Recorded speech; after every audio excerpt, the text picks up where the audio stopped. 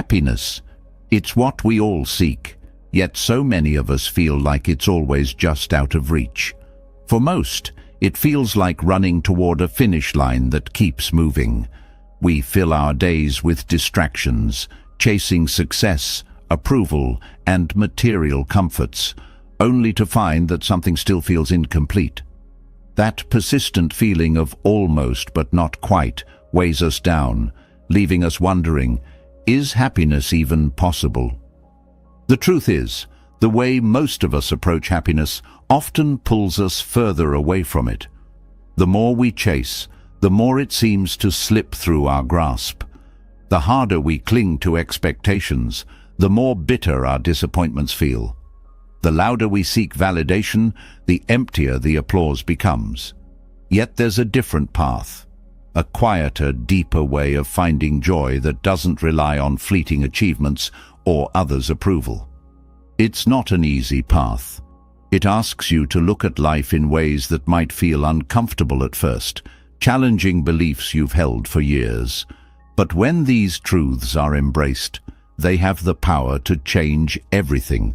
Not in some grand, mythical way, but in the little, ordinary moments of everyday life.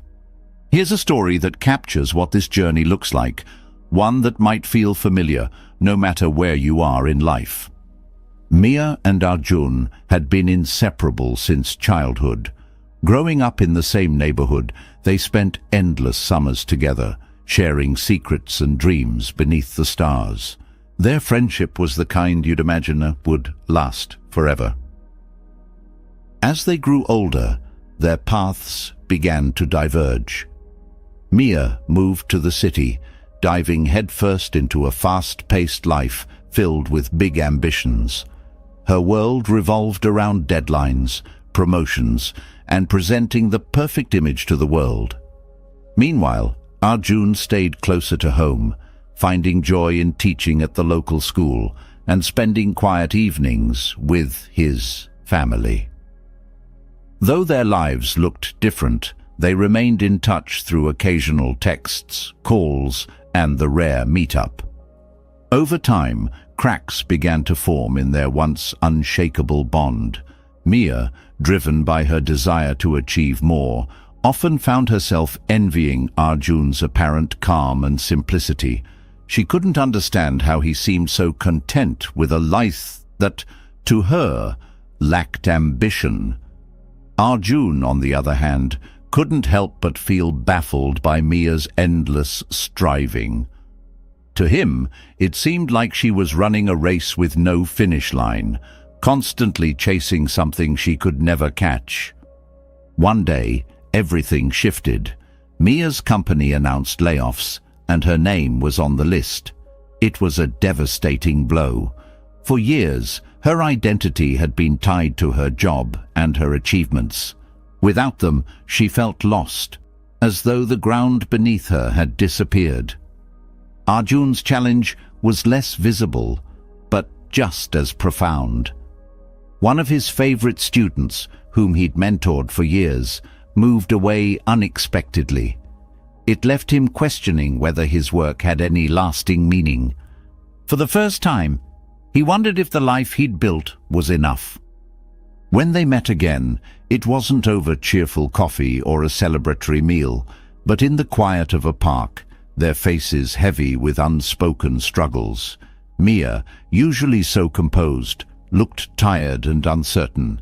Arjun, often steady and reflective, seemed distant. For the first time in years, they saw each other's vulnerabilities. Mia was the first to speak.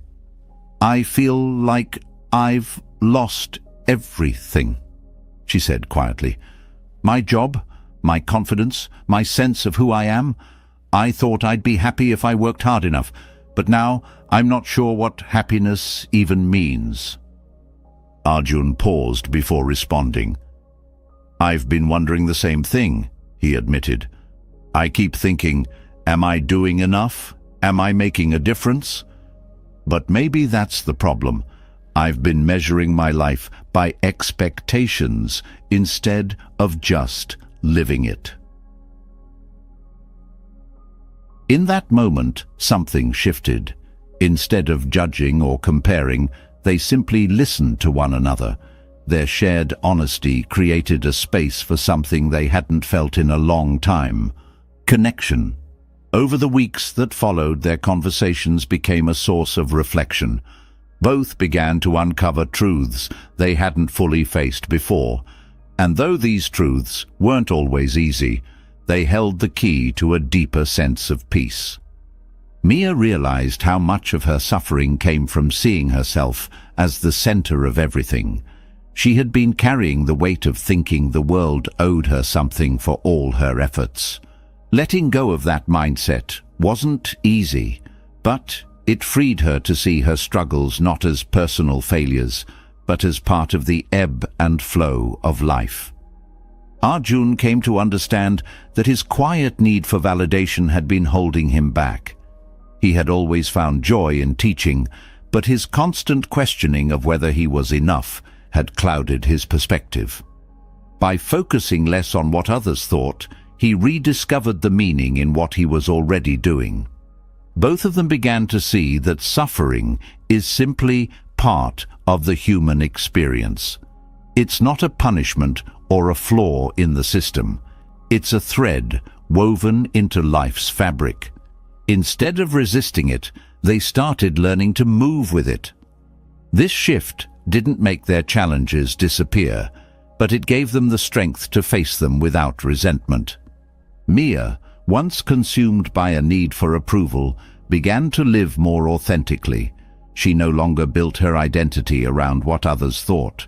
Arjun, who had once felt stuck in his own expectations, learned to let go of the need for every action to have an immediate, visible impact. Together, they embraced the truth that life is always changing, and in that change lies the potential for growth. Through their journey, they realized that happiness isn't about circumstances, it's about perspective.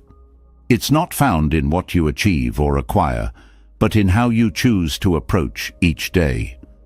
The small moments, watching the sunrise, sharing a laugh, helping someone in need, became their anchors.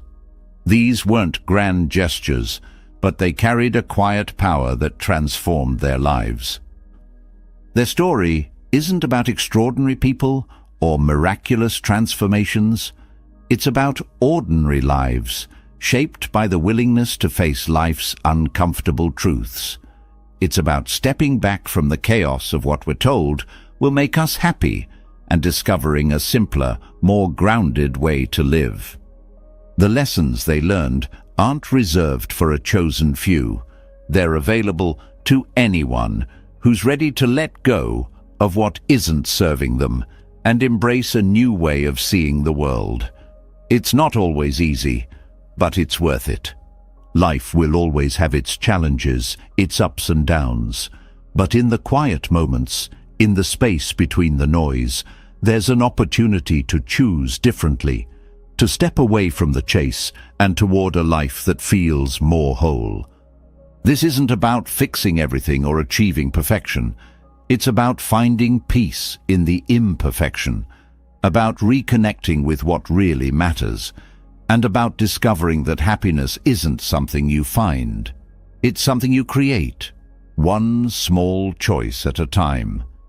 Happiness is something we all strive for, but the way we approach it often leads to disappointment. The root of this struggle lies in the quiet yet persistent voice in our minds that whispers, "What about me?" This voice convinces us that the world should revolve around us, that setbacks are personal, and that our worth depends on how much attention or validation we receive. This voice, familiar as it may be, is not our true self. It is the ego, clinging to the illusion that we are the center of the universe.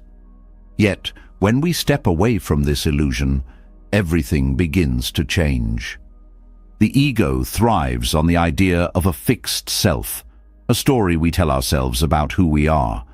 It wraps us in roles, achievements, labels, and identities, whispering thoughts like, "I am successful," or "I am not enough." This story becomes the lens through which we interpret everything. It shapes our reactions, our view of others, and our sense of belonging. The Buddhist concept of anatta, or no self, challenges this deeply held belief. It asks us to consider that the self we cling to so tightly is not a solid, unchanging entity, but rather a collection of ever-shifting thoughts, feelings, and experiences. By letting go of this rigid sense of self, we open the door to a profound liberation. Suddenly, not every failure defines us, not every success completes us, and not every opinion about us holds power. The ego also thrives on comparison, measuring our worth against others. It notices someone else's success and quietly asks, "Why not me?" It observes others' flaws and reassures us, "At least I'm better than that." This cycle of comparison creates dissatisfaction because it keeps us tethered to the belief that our value depends on being more or less than someone else. Releasing the grip of the ego breaks this cycle. Others cease to be competitors and instead become fellow travelers, each navigating their own unique path. In this space, judgment fades and compassion grows. Many conflicts arise because of the ego's insistence on making everything personal. A driver cuts us off in traffic, and the ego protests, "How dare they disrespect me?" A friend forgets to call, and the ego concludes, "They must not care about me." These reactions often stem from a sense of self-importance, not reality. Letting go of the ego allows us to approach such moments with curiosity instead of defensiveness. Perhaps the driver was rushing to an emergency, or the friend was caught up in their own worries. By removing ourselves from the center of every situation, we create room for understanding and peace. This perspective doesn't mean silencing your voice or ignoring your needs. It means recognizing that life doesn't revolve around any one person's desires. Life unfolds with a rhythm and flow beyond our control, and accepting this truth can be incredibly freeing. The ego resists this, clinging to the belief that everything should go according to plan. But when we stop fighting reality and start working with it, we discover a calmness that was always there, waiting beneath the noise. Releasing the ego transforms relationships. When we are caught up in our own importance, conversations often become about proving a point, being right, or seeking validation. True connection gets lost in the noise. By stepping away from self-centeredness, we can listen deeply, empathize, and respond with care. This shift doesn't diminish us. It enriches us. Relationships built on mutual understanding and respect bring far greater joy than those tangled in ego-driven needs. The fear of letting go of the ego often stems from the belief that without it, we will lose ourselves. But in truth, the opposite happens. Letting go reveals a deeper connection to everything around us. Our joys, struggles, and experiences are not isolated. They are part of a larger, interconnected whole. This understanding doesn't erase individuality. It enhances it by placing it within a broader context of shared existence. Letting go also changes how we experience suffering. Much of our pain comes from the ego's insistence that life should cater to us. When things don't go as planned, the ego cries out, "This isn't fair." By stepping back from this self-centered view, suffering becomes less isolating. It is no longer seen as a personal punishment, but as a universal experience shared by all. This shift doesn't erase pain, but it softens its sting and reminds us that we are not alone. The concept of impermanence also becomes clearer when we loosen the ego's hold. The ego craves permanence, clinging to what feels good and fearing change. But life is inherently transient. relationships evolve, circumstances shift, and nothing remains the same. Resisting this truth only creates more suffering. By embracing impermanence, we can find peace in the ever-changing flow of life. Each moment becomes precious, not because it will last forever, but because it won't. Mindfulness plays a vital role in this process. By staying present, we can observe the ego's reactions as they arise. The moment we notice ourselves feeling defensive, slighted, or overly proud, we create an opportunity to pause and reflect.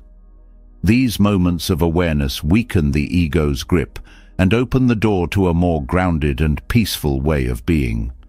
Mindfulness teaches us to respond to life with clarity rather than being swept away by the ego's narratives.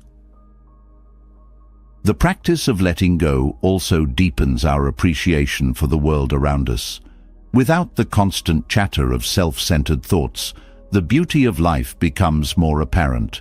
The kindness of a stranger, the warmth of a sunrise, or the simple pleasure of a shared laugh. All of these moments gain richness and meaning when we step out of our own way. This journey is not about rejecting who we are, but about softening the rigid boundaries that the ego creates.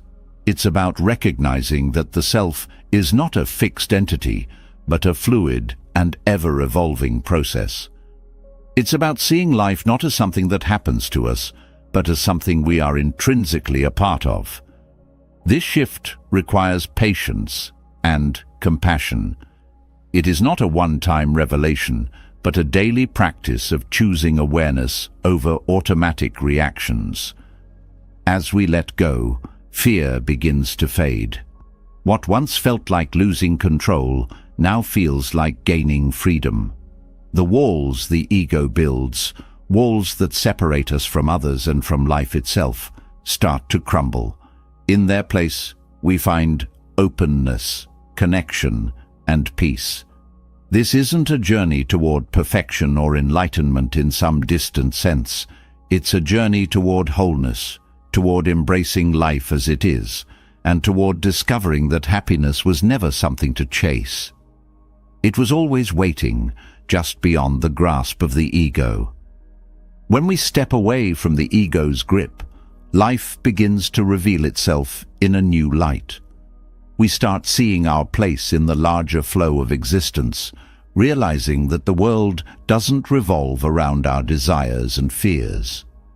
This realization brings profound peace, yet it also comes with a sobering truth. Life is not always fair. There is no universal ledger keeping score of who deserves what. Fairness, as we often define it, is a human construct, one that doesn't align with the unpredictable nature of life. It's a hard truth to accept, but within it lies the key to something far greater: freedom from unnecessary suffering. The belief that life should be fair is one of the most persistent sources of pain. It's rooted in the idea that if we do everything right, things should work out in our favor. When life doesn't follow this script, we feel betrayed. A promotion goes to someone less qualified, a kind gesture is met with indifference, or a loved one is lost too soon. These moments strike at the heart of our expectations, leaving us questioning why bad things happen to good people, or why effort isn't always rewarded. But these questions stem from a misunderstanding of the nature of existence. Life is not a transaction, and the universe doesn't operate on a system of rewards and punishments. The Buddhist teaching of dukkha speaks to this universal truth. Dukkha is often translated as suffering, but it encompasses more than pain. It refers to the inherent unsatisfactoriness of life. Everything, no matter how joyful or fulfilling, contains some element of dukkha because it is impermanent, imperfect, and unpredictable. To deny this truth is to set ourselves up for disappointment, but to embrace it is to find liberation. Accepting that life is not always fair doesn't mean resigning ourselves to despair. It means letting go of the resistance that amplifies our suffering. Resistance to life's challenges is what turns pain into prolonged suffering. When something goes wrong, our first instinct is often to fight against it, to insist that it shouldn't be happening. This resistance creates a second layer of suffering, one that is entirely self-inflicted. If we can release this resistance and face reality as it is, we begin to see challenges not as punishments, but as natural parts of life's ebb and flow. This shift doesn't eliminate pain, but it changes how we experience it. Acceptance doesn't mean passivity. It's not about giving up or allowing injustice to thrive. Instead, it's about seeing life clearly and responding from a place of clarity rather than emotional turmoil. When we accept that life is inherently unpredictable and imperfect, we stop clinging to the illusion that we can control everything. This opens up space to act wisely and compassionately, even in the face of adversity. Acceptance is not surrender, it is empowerment. Life's unfairness often brings feelings of anger and resentment, especially when we see others experiencing what we long for. These emotions can be consuming, pulling us into cycles of bitterness that harm us far more than they ease. Letting go of resentment doesn't mean ignoring injustice. It means refusing to let it dictate our inner peace. Resentment keeps us chained to the past, reliving pain over and over. By releasing it, we free ourselves to focus on what we can do in the present. One of the most challenging aspects of embracing dukkha is accepting that suffering is universal. When we are in pain, it's easy to feel isolated, as though no one else could possibly understand what we're going through. But suffering is a shared experience, one that connects us to every other human being. This perspective doesn't diminish our pain, it places it within a broader context. By recognizing the universality of suffering, we cultivate compassion for ourselves and for others. We see that we are not alone and that our struggles are part of the human condition. There is a quiet strength in accepting life as it is, rather than as we wish it to be. This doesn't mean we stop striving for better. On the contrary, it means we approach life's challenges with a sense of purpose and resilience, rather than frustration and despair. Acceptance allows us to face difficulties head-on, without the added burden of wishing they weren't there. It's a mindset that transforms obstacles into opportunities for growth. Unfairness often feels most acute in relationships. We expect others to treat us as we treat them, to meet our efforts with equal energy. When this doesn't happen, it can feel deeply personal. But relationships, like life, are not transactional. People bring their own histories, struggles, and limitations to every interaction. By letting go of the expectation that relationships should always be fair, we create room for genuine connection. We learn to give without demanding, to forgive without keeping score, and to love without conditions. This doesn't mean accepting mistreatment or lowering our standards. Boundaries remain essential. But when we release the idea that fairness is the foundation of all relationships, we stop measuring our worth by how others treat us. We begin to see relationships as opportunities to grow, to learn, and to share, rather than as tests of how much we are valued. Life's unfairness can also be a powerful teacher. It forces us to confront our attachments, our expectations, and our assumptions about what we deserve. These confrontations are uncomfortable, but they hold the potential for profound growth. Every disappointment, every loss, and every failure is an invitation to look inward, to examine where we're holding on too tightly, and to ask what truly matters. This introspection leads to a deeper understanding of ourselves and the world. Embracing dukkha doesn't mean seeking out suffering or glorifying pain. It means recognizing that life's challenges are not obstacles to happiness, but integral parts of it. Joy and sorrow, success and failure, gain and loss. All of these are woven together in the fabric of existence. To live fully is to accept all of it, not just the parts we prefer. This acceptance brings a profound sense of peace. When we stop fighting against life's inherent imperfections, we free up energy that can be directed toward more meaningful pursuits. Instead of clinging to what we think should be, we open ourselves to what is. This shift allows us to experience life more fully, with all its messiness and beauty. The path of acceptance is not an easy one.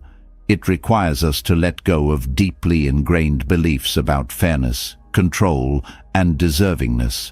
It asks us to face our pain without turning away, to sit with discomfort without trying to escape it. But in doing so, we discover a strength we didn't know we had. We realize that we are capable of facing life's challenges with grace and resilience. Life's unfairness also teaches us gratitude. When we stop taking fairness for granted, we begin to see every act of kindness, every moment of joy, and every bit of good fortune as a gift rather than an entitlement. Gratitude doesn't erase pain, but it softens its edges. It reminds us that even in the midst of hardship, there is still beauty to be found. Accepting that life is not always fair is not about giving up hope or settling for less. It's about finding freedom in the midst of imperfection. It's about living with open eyes and an open heart, embracing the fullness of life rather than clinging to an idealized version of it.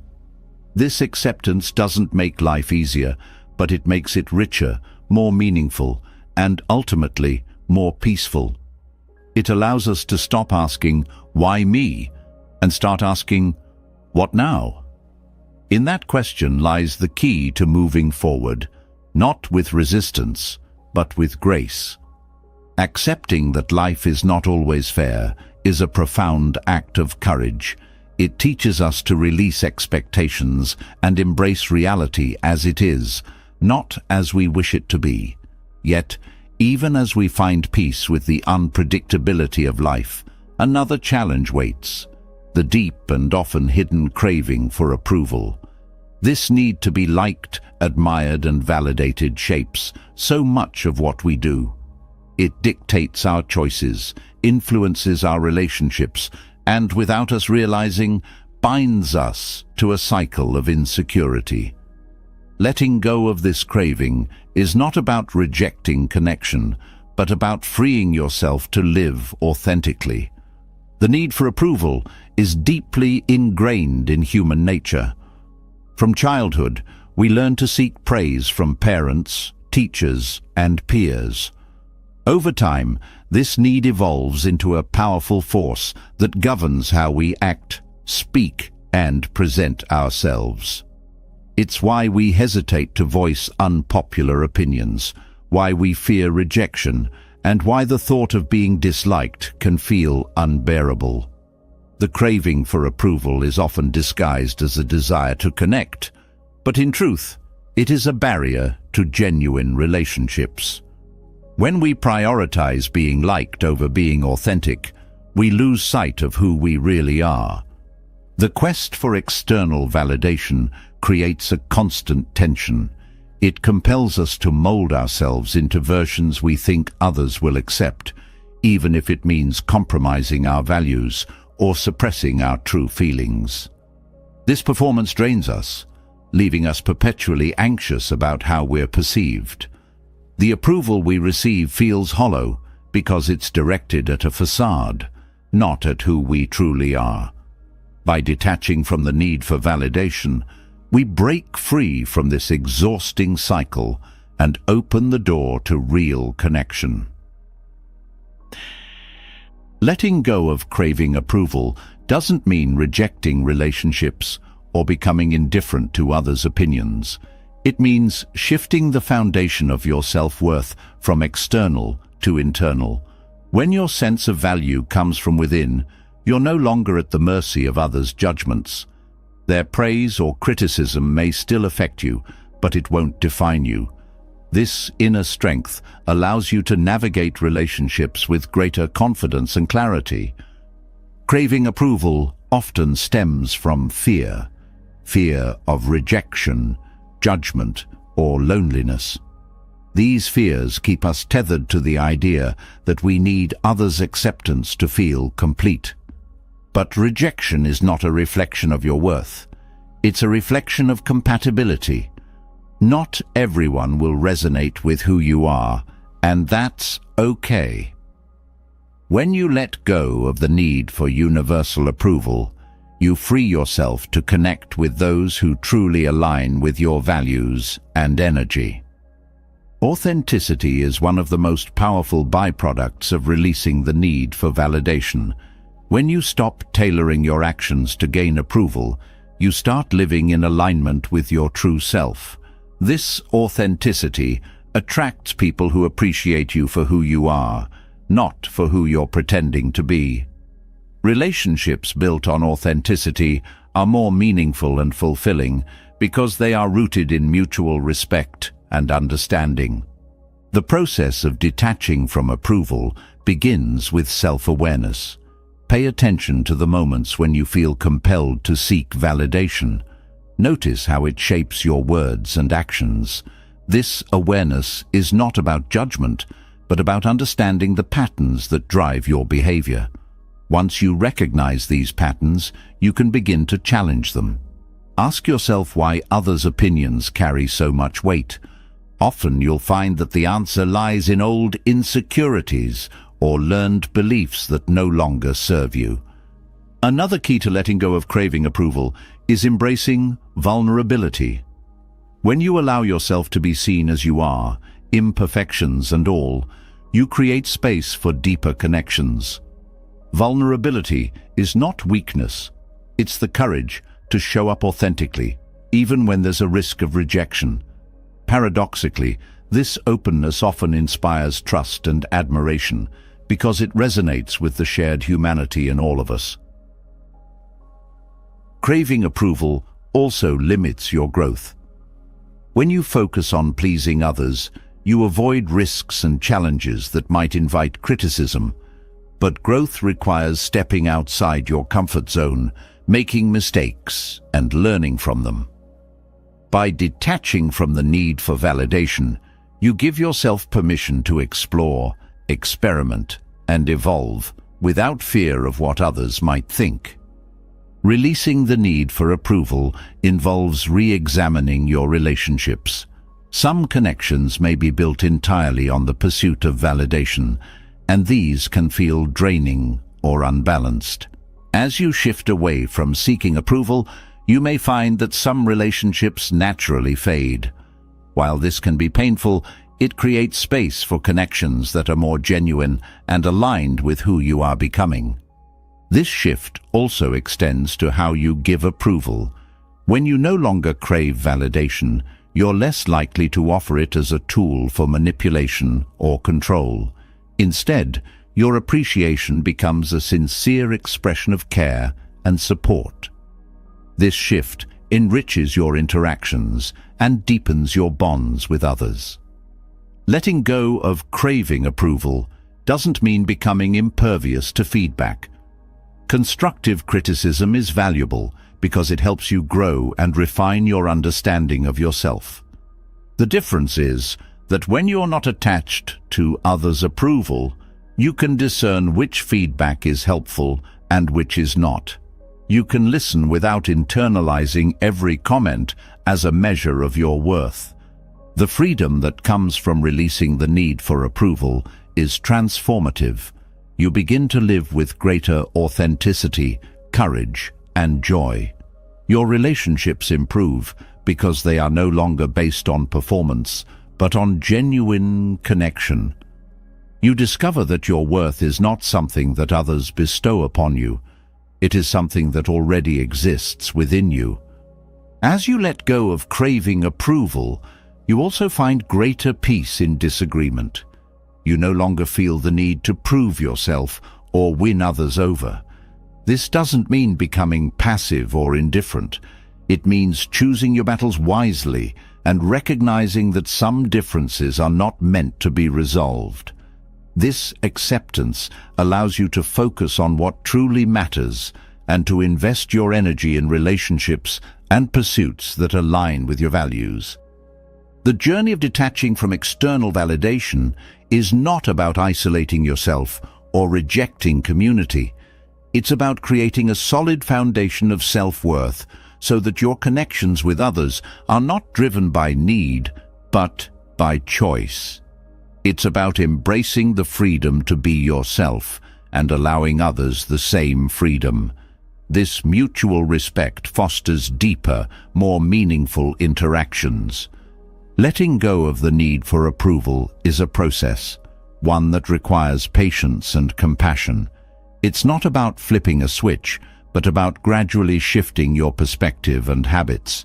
Each step you take toward detachment brings you closer to a life of greater authenticity, peace, and connection.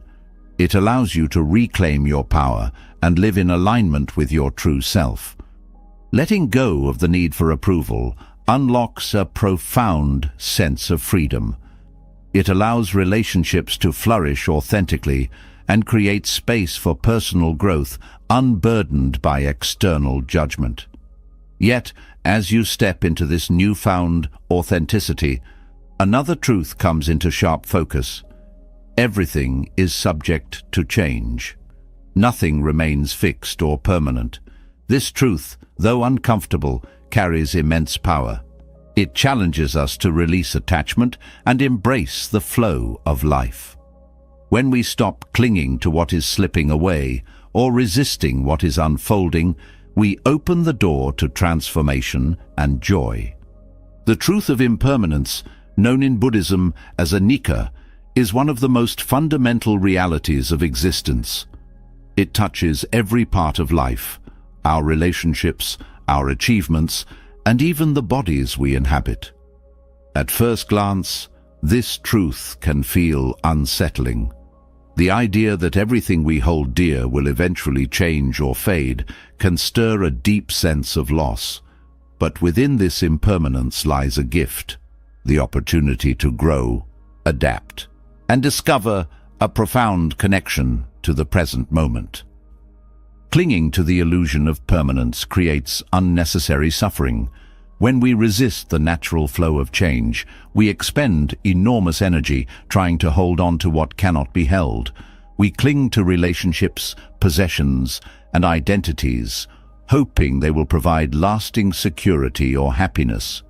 Yet, the more tightly we hold on, the more painful it becomes when life inevitably shifts. By accepting the impermanent nature of all things, we release ourselves from this futile struggle and find a sense of peace in the ever-changing rhythm of life. Impermanence is not merely about loss, it is also about renewal. Every ending carries within it the seed of a beginning. When one chapter closes, another opens. This cycle is evident everywhere, in the changing seasons, the growth of a child, or the shifting dynamics of a friendship. When we resist this natural flow, we miss the beauty of what is unfolding. By embracing impermanence, we learn to see change not as an enemy, but as an ally in our journey of growth. The fear of change often stems from a desire for control. We believe that if we can keep things the same, we can protect ourselves from pain or uncertainty. But control is an illusion. Life moves forward regardless of our efforts to hold it still.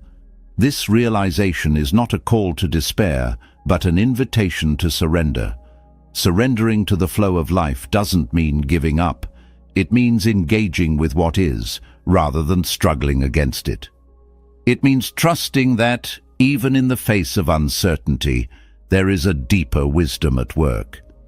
Embracing impermanence deepens our appreciation for the present moment. When we accept that nothing lasts forever, we begin to see the beauty in what is here now. A conversation with a loved one, the warmth of the sun on your skin, or the taste of a favorite meal. All of these become more vivid when we understand their fleeting nature. This awareness transforms ordinary moments into extraordinary gifts, reminding us to savor life as it unfolds. Impermanence also teaches us resilience. When we face loss or hardship, the understanding that this too shall pass provides a source of strength. It reminds us that pain, like joy, is temporary. This perspective doesn't diminish the weight of our struggles, but it gives us the courage to move through them. It helps us to trust that even in the darkest moments, there is the potential for light to return. Our attachment to permanence often extends to our sense of identity. We define ourselves by roles, achievements, or relationships, believing they provide a stable foundation. But identities, like everything else, are fluid. When we cling to a fixed sense of self, we limit our ability to grow and evolve. By embracing the impermanence of who we are, we open ourselves to new possibilities. We allow ourselves to change, to learn, and to become more than we ever thought possible. The practice of embracing impermanence requires mindfulness. It asks us to stay present with what is, rather than getting lost in what was or what might be. Mindfulness helps us navigate the discomfort of change by grounding us in the here and now. It allows us to witness the unfolding of life without getting swept away by fear or resistance. This practice is not about detachment, but about engagement, engaging fully with each moment, knowing that it will never come again. Impermanence also calls us to re-evaluate our priorities. When we accept that our time is finite, we become more intentional about how we spend it. We focus less on accumulating and more on experiencing. We invest in relationships that nourish us and let go of those that drain us. We pursue what truly matters, rather than what society tells us should matter. This clarity brings a sense of purpose and alignment that transcends the temporary nature of our pursuits. The fear of impermanence often leads to a desire for guarantees. We want assurances that our relationships will last, that our efforts will pay off, or that our loved ones will always be safe. But life offers no such guarantees. What it offers instead is the opportunity to love fully, to give generously, and to live wholeheartedly, even in the face of uncertainty. When we embrace this, we find a freedom that is not dependent on outcomes, but rooted in the richness of the journey itself. Change is often accompanied by grief, as we let go of what was. This grief is not a sign of weakness, but of love. It reflects our deep connection to what has been part of our lives. By allowing ourselves to feel this grief, rather than pushing it away, we honor the impermanence of what we've lost. We acknowledge its importance and create space for healing and renewal. Embracing impermanence doesn't mean becoming indifferent or detached. It means engaging with life more fully, knowing that its transience makes it all the more precious. It means loving deeply, even though love involves risk. It means pursuing dreams, even though success is not guaranteed. It means showing up for life, even when it feels uncertain or overwhelming. Impermanence also invites us to cultivate gratitude.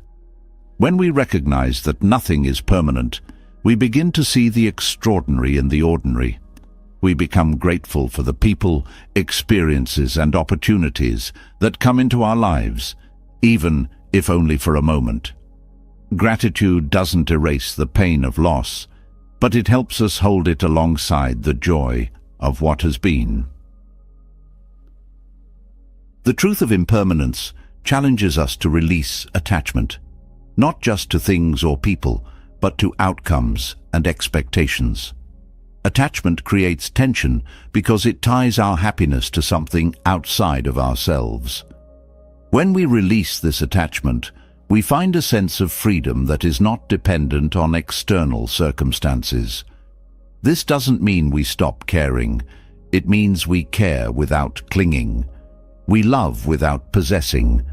We strive without obsessing. This balance allows us to engage with life fully, without being consumed by it. Through the lens of impermanence, we begin to see change as a teacher. Every transition, whether joyful or painful, holds lessons for those willing to learn. Loss teaches us about resilience. Uncertainty teaches us about trust. Endings teach us about new beginnings. When we approach change with curiosity rather than fear, we unlock its transformative power. The practice of embracing impermanence is not about becoming indifferent or stoic. It's about living with open eyes and an open heart. It's about finding beauty in the fleeting nature of life, knowing that its transience makes it all the more meaningful. It's about showing up for each moment, fully present and fully alive, because this moment, like all others, will pass. And in its passing, it leaves behind the gift of growth, the gift of connection, and the gift of being truly alive. Embracing impermanence teaches us to flow with life, to release what no longer serves us, and to find beauty in the transient nature of every moment. But as life shifts and changes, another profound truth emerges. Happiness is not something handed to us by circumstances. It is not a treasure we stumble upon or a gift bestowed by fate. Happiness is a choice, a deliberate act of cultivating contentment through how we perceive the world and how we engage with it. Choosing happiness requires a deep shift in perspective. It begins with right view, a concept in Buddhism that emphasizes seeing life clearly and understanding its true nature. Right view reminds us that suffering arises not from the external world, but from how we interpret and react to it. When we view challenges as insurmountable, they become heavy burdens. When we see them as opportunities for growth, they become stepping stones. This shift in perspective doesn't erase difficulty, but transforms how we approach it. The choice to be happy is grounded in recognizing what we can and cannot control. So often, we tether our happiness to external events, believing that if only circumstances were different, we would finally feel content. But life is unpredictable, and external conditions are rarely under our control. By focusing on our internal responses instead of external situations, we reclaim our power. This focus allows us to navigate life's ups and downs with greater resilience and clarity. Right action complements right view by emphasizing the importance of how we respond to life's circumstances. It's not enough to see clearly. We must also act in ways that align with our values and promote well-being. Happiness is cultivated through small, intentional acts, choosing kindness over anger, gratitude over entitlement, and patience over frustration. These choices, though simple, create a ripple effect that transforms our inner world. Choosing happiness means letting go of the illusion that life must be perfect for us to be content. Perfection is an unattainable standard that keeps us trapped in a cycle of dissatisfaction. Instead, we can choose to find joy in the imperfect, the ordinary, and the mundane. A cup of tea shared with a friend, the warmth of sunlight on your face, or the sound of laughter. These moments are fleeting, yet they hold immense beauty when we allow ourselves to be present with them. Contentment arises when we learn to appreciate what we have, rather than constantly striving for more. This doesn't mean we stop pursuing goals or dreams. It means we do so from a place of gratitude rather than lack. Gratitude shifts our focus from what is missing to what is already abundant. It reminds us that happiness is not about having everything, but about appreciating what we have. One of the most practical ways to choose happiness is through mindfulness. Mindfulness teaches us to anchor ourselves in the present moment, where happiness is always accessible. When our minds wander to regrets about the past or worries about the future, we lose touch with the here and now. By bringing our attention back to the present, we reconnect with the simple joys and profound peace that exist in every moment. Happiness also grows through connection with ourselves, with others, and with the world around us. When we nurture relationships built on authenticity and mutual respect, we create a sense of belonging that enriches our lives. Acts of kindness and service further deepen this connection. Helping others not only uplifts them, but also fills us with a sense of purpose and fulfillment. Letting go of comparison is another key to choosing happiness. The habit of comparing ourselves to others fuels envy and diminishes our appreciation for our own lives. By focusing on our unique journey, we free ourselves from the endless cycle of measuring up. This shift allows us to celebrate our successes, learn from our challenges, and find contentment in our progress. Happiness is not the absence of difficulty, but the ability to navigate it with grace. This means accepting that challenges are a natural part of life and using them as opportunities to grow.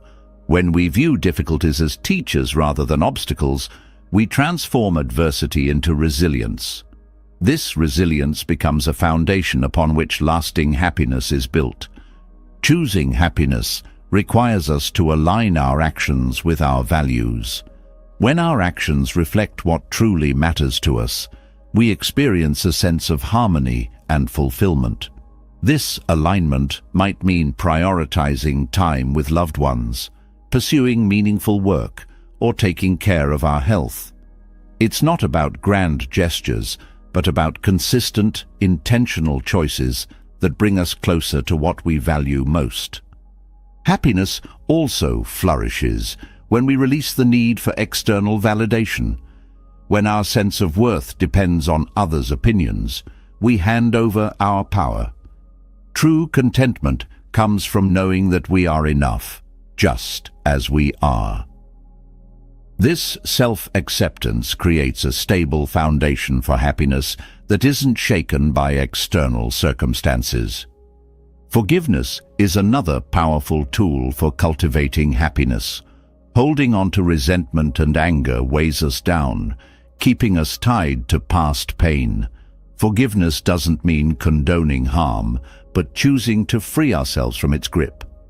By letting go of what no longer serves us, we create space for peace and joy. Happiness is a practice, not a destination. It's cultivated through daily habits and choices. Setting intentions each morning, reflecting on moments of gratitude each evening, and staying present throughout the day are small but powerful practices that nurture contentment. Over time, these practices become second nature, creating a life rooted in joy and resilience. A key element of choosing happiness is learning to let go of expectations. Expectations often lead to disappointment because they set rigid standards for how life should unfold. When we release these expectations, we open ourselves to the possibility of being surprised by joy. This doesn't mean lowering our standards, but approaching life with curiosity and openness. Happiness also grows through simplicity. In a world that often equates success with busyness and accumulation, simplicity offers a refreshing alternative. By decluttering our lives, physically, mentally, and emotionally, we create space for what truly matters. Simplicity allows us to focus on experiences over possessions, quality over quantity, and presence over distraction. Ultimately, choosing happiness means taking responsibility for our well-being. It's recognizing that while we can't control everything that happens to us, we can control how we respond. This responsibility is not a burden but a gift. It empowers us to shape our lives in ways that align with our values, aspirations, and deepest joys. Happiness is not something we find outside of ourselves. It is something we cultivate within. It grows through intentional choices, meaningful connections, and a deep appreciation for the present moment. It is not handed to us by circumstances, but created by how we perceive and engage with the world. By choosing happiness, we reclaim our power and embrace life with open hearts and open minds. Happiness, as a choice, rests on understanding that it is not given by external circumstances, but cultivated from within. Yet, even as we take steps to ground ourselves in contentment, a deeper truth must be confronted. Much of our suffering stems from clinging to desires. Whether it is a longing for material possessions, emotional validation, or an imagined future, craving becomes a relentless cycle that traps us in dissatisfaction. To release ourselves from this cycle is to transform how we experience life, moving from a mindset of scarcity to one of profound abundance and peace. At the heart of craving is the belief that something outside of ourselves will complete us. It whispers that we will finally be happy when we achieve the next milestone, acquire the next object, or secure someone's love. This belief is compelling because it offers a sense of control, a roadmap to happiness. Yet, the satisfaction from fulfilling a desire is fleeting. As soon as one craving is met, another arises, creating an endless loop of wanting and striving. Craving, or tanha in Buddhist teachings, goes beyond mere desire. It is not the act of wanting something, but the clinging to that want, the inability to let go when the object of our desire is out of reach. This attachment creates a gap between what is and what we wish for, a gap filled with frustration, anxiety, and sadness. The tighter we hold on to our desires, the more we suffer when they slip through our fingers, as all things eventually do. Releasing attachment does not mean giving up on ambition, goals, or relationships. It means engaging with them without letting them define our worth or happiness. This shift allows us to pursue what matters with clarity and freedom, unburdened by the fear of loss or failure. When we no longer cling to the outcome, we can fully immerse ourselves in the process, finding joy in the journey rather than placing all our hopes on the destination. Material desires often feel like the easiest to understand, yet they hold a powerful sway over us. The allure of possessions, whether it's the newest gadget, a luxurious home, or a symbol of status, promises fulfillment. But material things are impermanent, and their ability to bring lasting happiness is limited. The excitement of acquiring something new fades quickly, leaving us chasing the next shiny object. By shifting our focus from accumulation to appreciation, we free ourselves from this cycle. Gratitude for what we already have creates a sense of sufficiency that no purchase can replicate. Emotional desires, such as craving love, approval, or recognition, are even more complex. These desires tap into our deep-seated need for connection and belonging. Yet, when we attach our happiness to another person's actions or opinions, we hand over our power. Relationships become strained when driven by unspoken expectations, and we feel empty when those expectations are not met. Letting go of this attachment allows us to love and connect from a place of abundance rather than need. We begin to see relationships as spaces for mutual growth and support, rather than as sources of validation. The attachment to an imagined future is another form of craving that quietly erodes our peace. We place our happiness on hold, waiting for a perfect scenario to materialize. We tell ourselves, "I'll be happy when," and in doing so, we miss the beauty of the present. Letting go of this fixation doesn't mean abandoning hope or ambition. It means rooting ourselves in the now, appreciating what life offers in this moment while remaining open to what may come. This balance creates a sense of contentment that isn't reliant on uncertain outcomes. Craving also manifests as an aversion to discomfort. We cling to pleasure and avoid pain, seeking to control our experiences to minimize suffering. Yet, life's challenges are unavoidable, and resisting them only deepens our struggle. By facing discomfort with openness and curiosity, we discover resilience and wisdom. We learn that pain, like joy, is temporary and that it often carries lessons that help us grow. Releasing the need to control every aspect of our lives allows us to flow with life's natural rhythms, finding peace even amid uncertainty. Releasing attachment requires self-awareness and intentionality. The first step is recognizing when craving arises. This might be a longing for something we don't have, or a fear of losing something we value. By pausing and observing these feelings without judgment, we begin to loosen their grip. Mindfulness helps us see cravings for what they are, temporary thoughts and emotions, not defining truths. This awareness creates space to choose how we respond. Cultivating detachment doesn't mean becoming indifferent or unfeeling. It's about engaging with life fully while holding it lightly. This perspective allows us to savor joys without clinging to them and to face challenges without being consumed by them. It's a practice of balance, of finding joy in the moment while knowing that nothing lasts forever. This balance brings a profound sense of freedom and peace.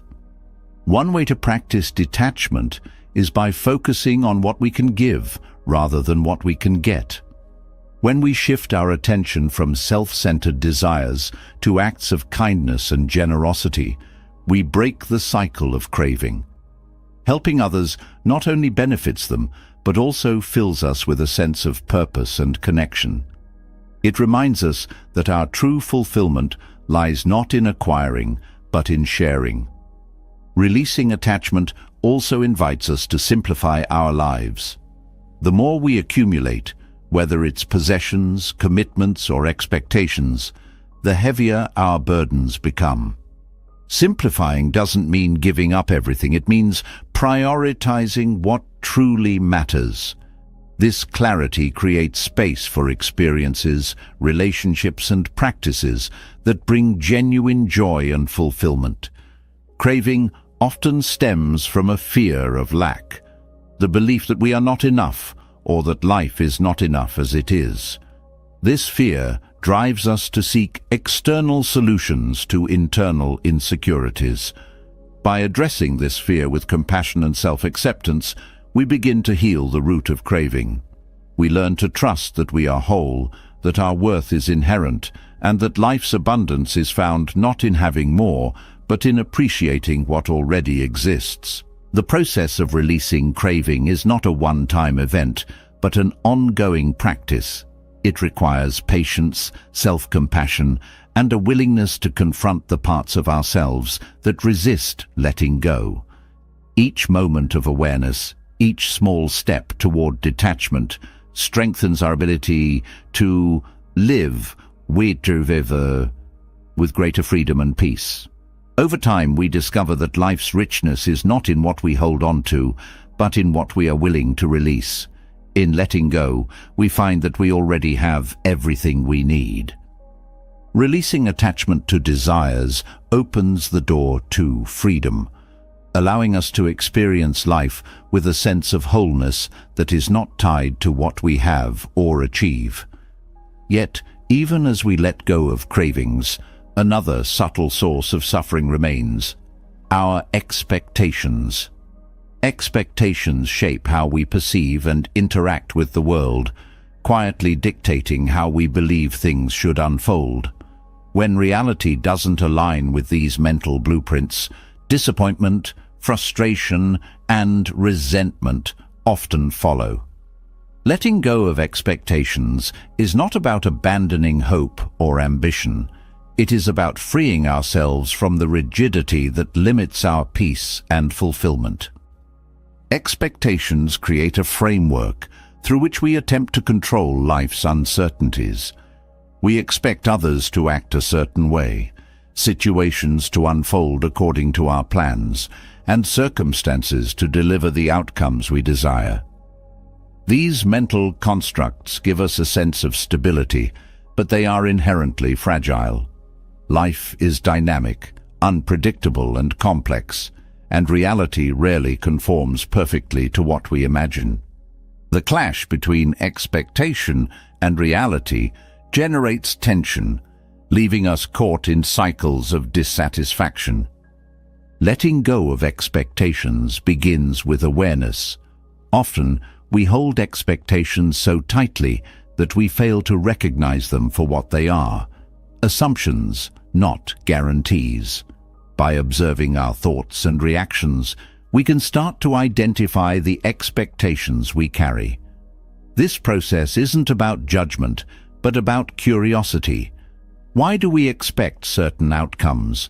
What beliefs fuel these expectations?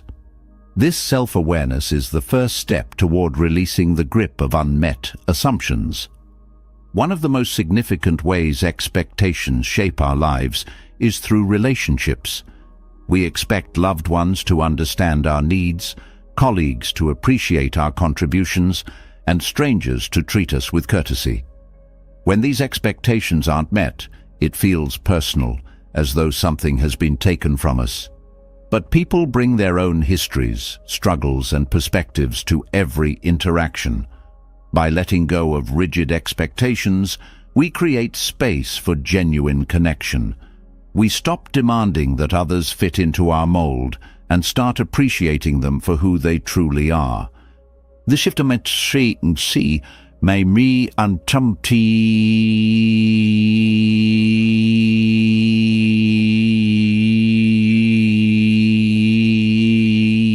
lowering our standards. It means approaching relationships with openness and flexibility, recognizing that others are not responsible for meeting every need or fulfilling every hope. This perspective allows us to engage with others from a place of mutual respect and understanding, rather than disappointment or entitlement. Expectations also heavily influence how we view ourselves. We create narratives about who we should be, what we should achieve, and how we should feel. These self-imposed expectations can be motivating, but they often become a source of pressure and self-criticism. When we fail to meet them, we feel inadequate or unworthy. Letting go of these rigid standards doesn't mean giving up on growth. It means embracing our humanity. It means allowing ourselves to evolve at our own pace and finding contentment in the journey, not just the destination. In many ways, expectations are a form of attachment. We cling to a specific idea of how life should unfold, and when it doesn't, we suffer.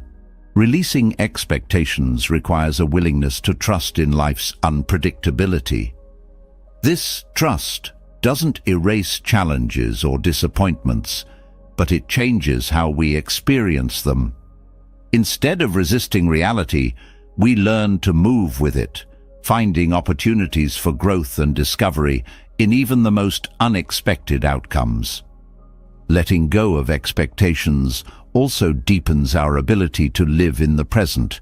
When we are consumed by what we think should happen, we miss what is actually happening. We overlook the beauty and richness of the moment because our attention is fixed on an imagined future. By releasing these mental constructs, we free ourselves to engage fully with the now. This presence brings a sense of peace and gratitude that transcends the uncertainty of what lies ahead. Expectations often lead to disappointment because they are based on the illusion of control. We believe that if we plan carefully enough, work hard enough, or wish strongly enough, we can dictate how life unfolds. But control is an illusion, and life often defies even our best-laid plans. Letting go of expectations doesn't mean abandoning effort. It means approaching life with a sense of humility and acceptance. It means doing our best without becoming attached to the outcome. This practice of detachment extends to our goals and ambitions. Setting goals is important, but when we become overly fixated on achieving them, we lose sight of the process. The journey becomes a means to an end rather than a source of joy and learning. By releasing the expectation of a specific outcome, we create space to appreciate the effort, growth, and experiences that come with pursuing our dreams.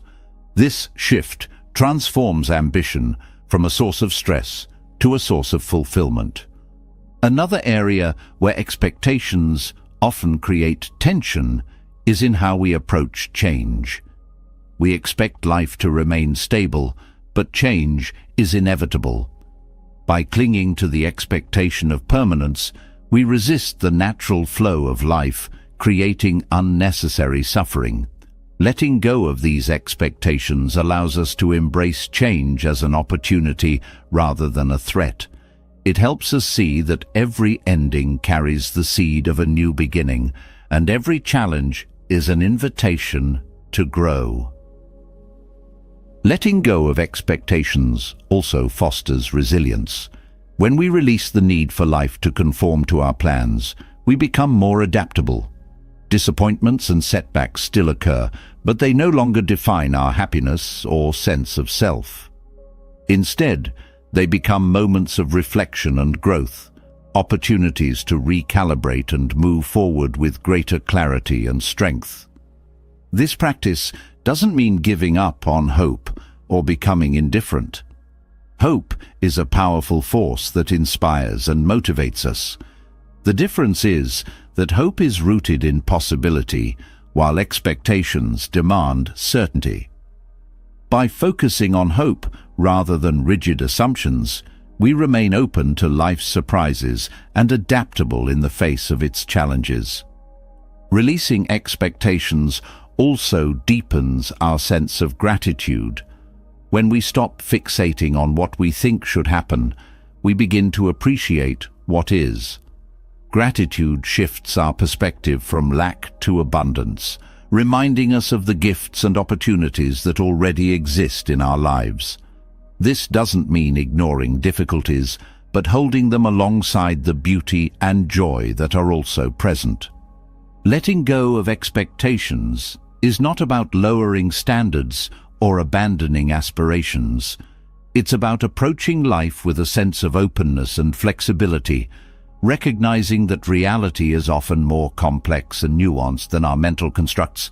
This openness allows us to engage with life fully, to learn from its twists and turns, and to find peace in its unpredictability. The freedom that comes from releasing expectations is transformative. It allows us to approach relationships, goals, and challenges with greater ease and clarity. It creates space for joy, gratitude, and connection, unburdened by the weight of unmet assumptions. It reminds us that while we cannot control life's outcomes, we can choose how we respond to them. This choice, rooted in detachment, is where true peace and fulfillment are found. Releasing expectations allows life to unfold naturally, freeing us from the weight of rigid assumptions and creating space for greater peace. Yet, even as we learn to let go of what might happen, there is a deeper truth to embrace. The only reality we ever truly have is the present moment. The past is gone, the future is uncertain, and all that remains is the now. Living fully in this moment is the key to unlocking joy, clarity, and a profound sense of connection. The present moment often slips away unnoticed, lost in the busyness of our thoughts and distractions. We replay past conversations, worrying about what was said or left unsaid. We anticipate future outcomes, imagining scenarios that may never come to pass. In doing so, we rob ourselves of the richness and beauty of the here and now. Mindfulness, or sati, offers a way back. It invites us to pause, to breathe, and to become fully aware of what is happening in this moment, without judgment or distraction. Living in the present is not about ignoring the past or avoiding the future. It's about anchoring ourselves in the reality of now, where life actually happens. The past is a memory, shaped by perception and often colored by emotion. The future is a possibility, uncertain and unknowable. The present is the only space where we can truly act, experience, and connect. By cultivating mindfulness, we reclaim this space and begin to see the world and ourselves with greater clarity. One of the most transformative aspects of mindfulness is its ability to deepen our awareness of simple joys. The warmth of sunlight, the sound of a loved one's laughter, the taste of a favorite meal. These moments often go unnoticed when our minds are elsewhere. Mindfulness invites us to fully engage with these experiences, savoring them without distraction. This presence amplifies their richness, turning ordinary moments into extraordinary gifts. Mindfulness also transforms how we approach challenges. When we face difficulties, our instinct is often to dwell on how things should be different or to worry about what might happen next. This mental spiral intensifies our suffering, pulling us further from the present. By staying grounded in the now, we can confront challenges with greater calm and clarity. We see the situation as it is, rather than through the lens of fear or frustration. This perspective allows us to respond thoughtfully, rather than reacting impulsively. Practicing mindfulness doesn't mean forcing the mind to be still or empty.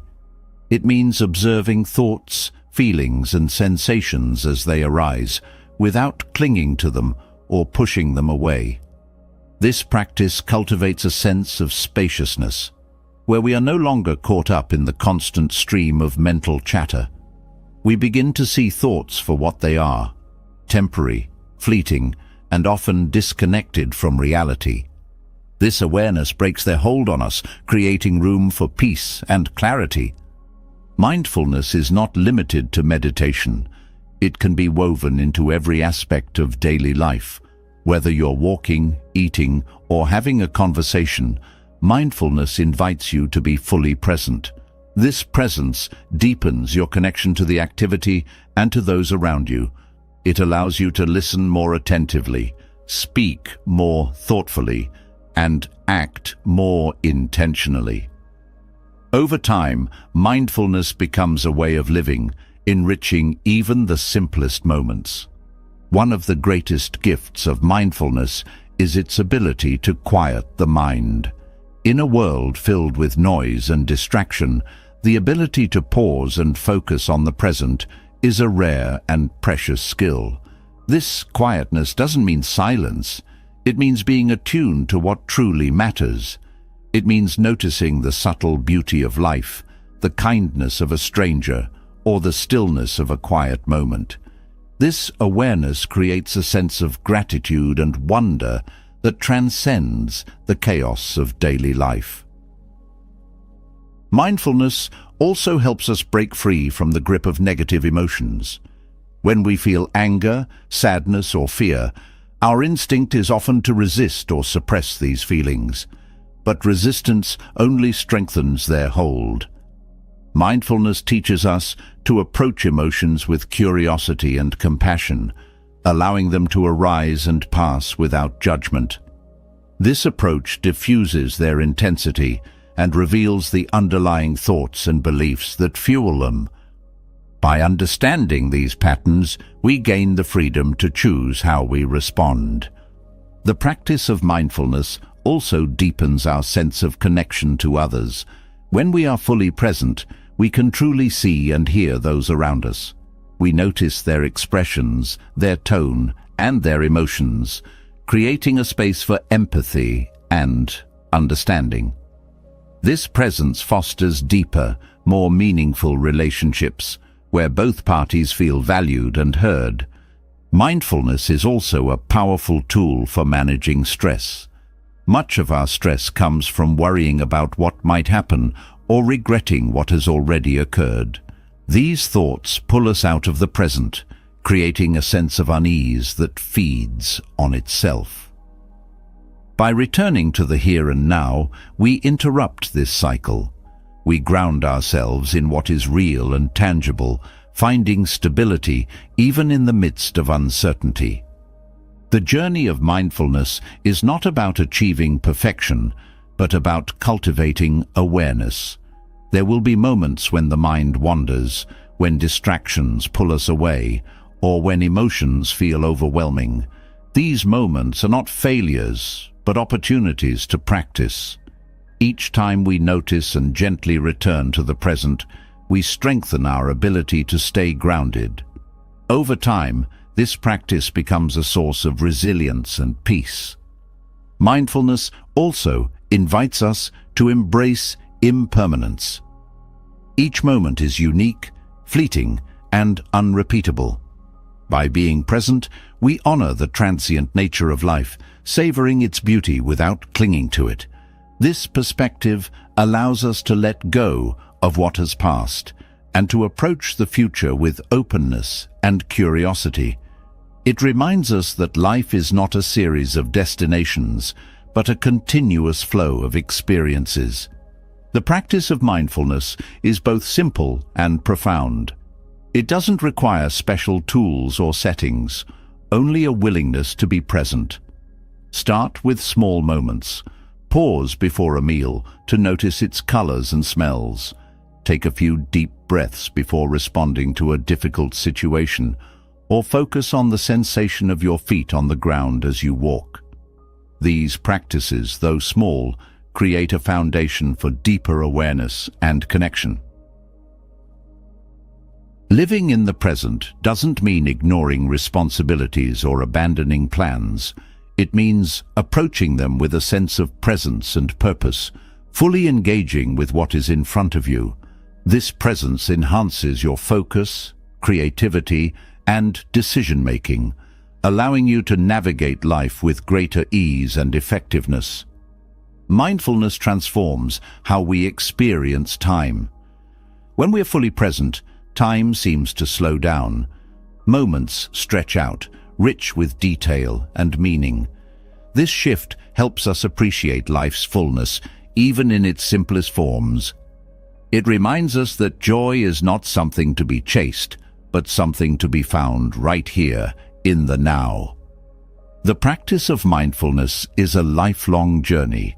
It requires patience, commitment, and self-compassion, but its rewards are immeasurable.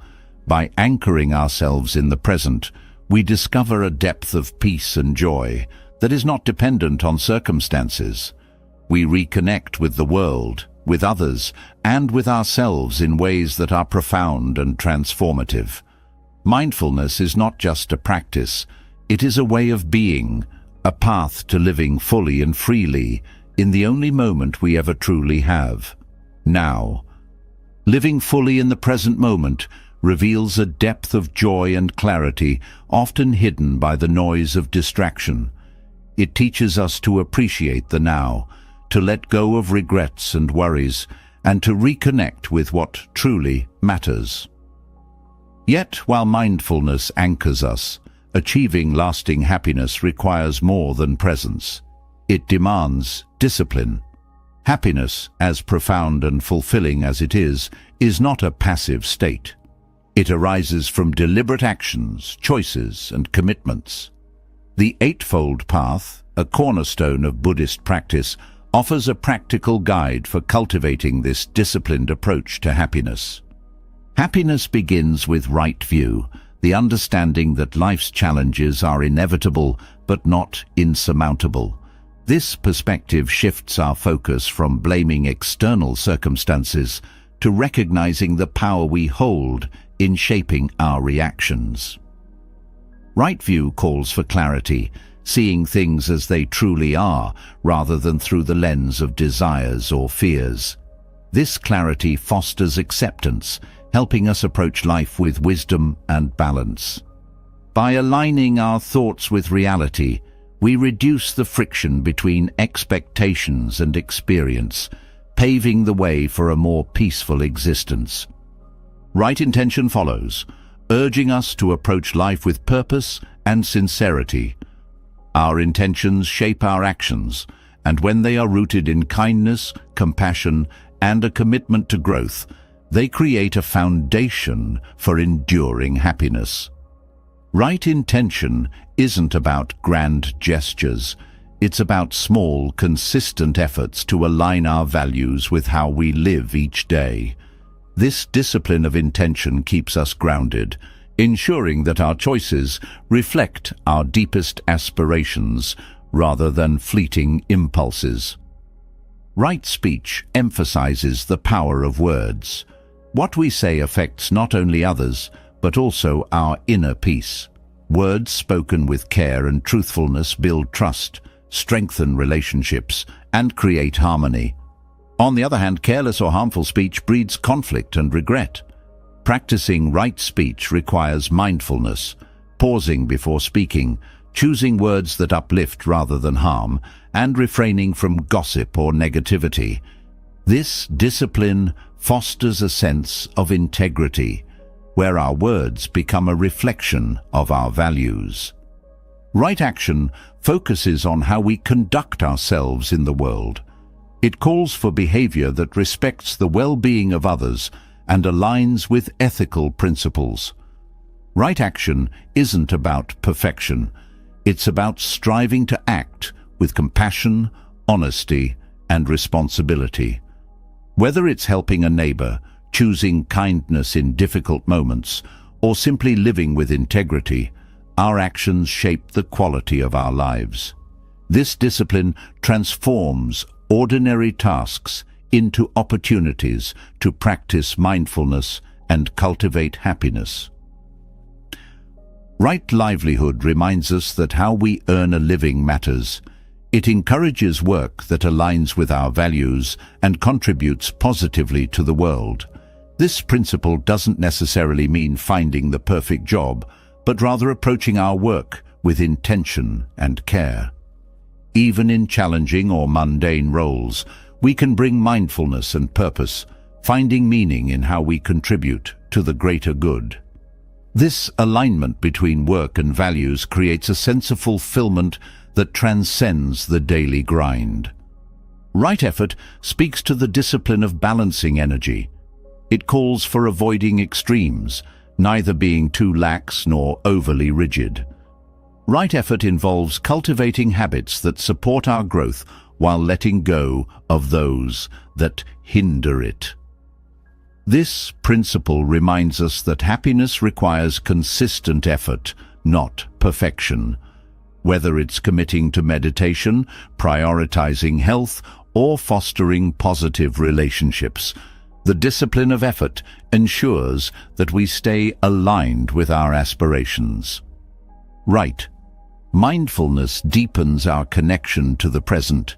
It teaches us to approach each moment with awareness, noticing thoughts, feelings, and sensations without judgment. This practice grounds us in reality, helping us navigate challenges with clarity and respond to life with intention. Right. Mindfulness isn't limited to meditation. It's a way of being, a commitment to fully engage with life. This discipline transforms even the simplest acts into opportunities for connection and gratitude. Right concentration completes the eightfold path, emphasizing the importance of focus. In a world filled with distractions, the ability to concentrate is a rare and valuable skill. Right concentration encourages us to direct our attention purposefully, whether in meditation, work, or relationships. This focus deepens our understanding, strengthens our resilience, and enhances our capacity for joy. The discipline of concentration teaches us to stay present, to resist the pull of distractions, and to fully engage with what matters most. Each aspect of the Eightfold Path is interconnected, creating a holistic approach to happiness. Together, they guide us toward a life of balance, where our thoughts, words, and actions align with our values. This alignment doesn't eliminate challenges, but equips us to face them with grace and clarity. The discipline required may seem daunting, but it is this very commitment that transforms fleeting moments of joy into a lasting state of contentment. Happiness through discipline is not about rigid control. It's about intentional living. It's about recognizing that every choice we make shapes our experience, and that small, consistent actions create profound change over time. This discipline isn't a burden, but a source of freedom. It empowers us to let go of what doesn't serve us, to nurture what does, and to live with purpose and authenticity. The practice of the Eightfold Path requires patience and self-compassion. There will be moments of doubt, distraction, or difficulty, but these are not failures. They are opportunities to learn and grow. Each step, no matter how small, brings us closer to a life rooted in peace, wisdom, and happiness. This path is not about perfection, but about progress, about choosing each day to live in alignment with what truly matters. By embracing the discipline of the Eightfold Path, we cultivate a happiness that is resilient, enduring, and deeply fulfilling. This happiness is not dependent on external circumstances, but arises from within, from the choices we make and the principles we uphold. It is a happiness that grows richer with time, sustained by the practice of living with intention, mindfulness, and compassion. This is the power of disciplined happiness, a way of being that transforms not only our own lives, but also the lives of those we touch. The discipline of following the Eightfold Path reveals a profound truth. Happiness is not a fleeting feeling, but a way of living, cultivated through intention and action. Yet, even as we take steps toward this deeper contentment, suffering remains an undeniable part of the human experience. In these moments of pain, it's easy to feel isolated, as though no one else could understand our struggles. But the truth is that suffering is not unique to any one person. It is a thread that weaves through every life, connecting us in shared humanity. Recognizing this universal truth transforms how we view our pain and deepens our capacity for compassion. Suffering often feels deeply personal. When we face loss, rejection, or disappointment, it seems as though the world has singled us out for hardship. This perspective magnifies our pain, adding loneliness to the burden we already carry. But suffering is not a punishment or a flaw. It is a natural part of being human. No one is immune to it, no matter their circumstances. Understanding this universality does not diminish the significance of our struggles, but places them within a larger context. It reminds us that we are not alone and that others have walked similar paths. This awareness shifts our focus from "why me" to "what can I learn?" It invites us to approach suffering with curiosity and openness, seeking the lessons it has to offer. When we stop seeing pain as something that separates us from others, we begin to view it as a point of connection. This connection fosters empathy, allowing us to see beyond our own experience and recognize the humanity in those around us. Finding compassion through shared humanity begins with self-compassion. Often, we are our harshest critics, judging ourselves for feeling weak or overwhelmed. But these judgments only deepen our pain, reinforcing the false belief that we are somehow failing by struggling. Self-compassion involves treating ourselves with the same kindness and understanding we would offer a dear friend. It means acknowledging our pain without amplifying it, and allowing ourselves to heal without self-recrimination. When we extend compassion to ourselves, we create the foundation for extending it to others. Recognizing that our suffering is not unique helps us see the shared vulnerabilities that unite all people. This perspective dissolves the barriers of judgment and comparison that so often keep us apart. Instead of viewing others through the lens of their successes or shortcomings, we see them as fellow travelers on life's unpredictable journey. Compassion does not mean pity. It is not about placing ourselves above others or feeling sorry for them. True compassion is rooted in equality, in the understanding that we are all navigating the challenges of life as best we can. This mindset fosters humility and patience, allowing us to approach others with genuine care rather than condescension. It reminds us that everyone we meet is carrying burdens we may not see, and that a simple act of kindness can make a profound difference. Suffering often creates a sense of isolation, but it can also be a bridge.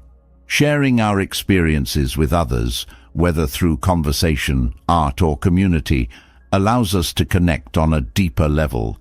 This sharing is not about seeking attention or validation, but about fostering understanding.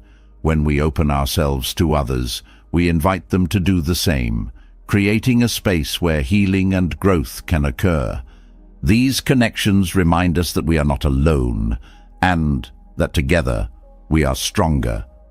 Compassion also transforms how we respond to conflict.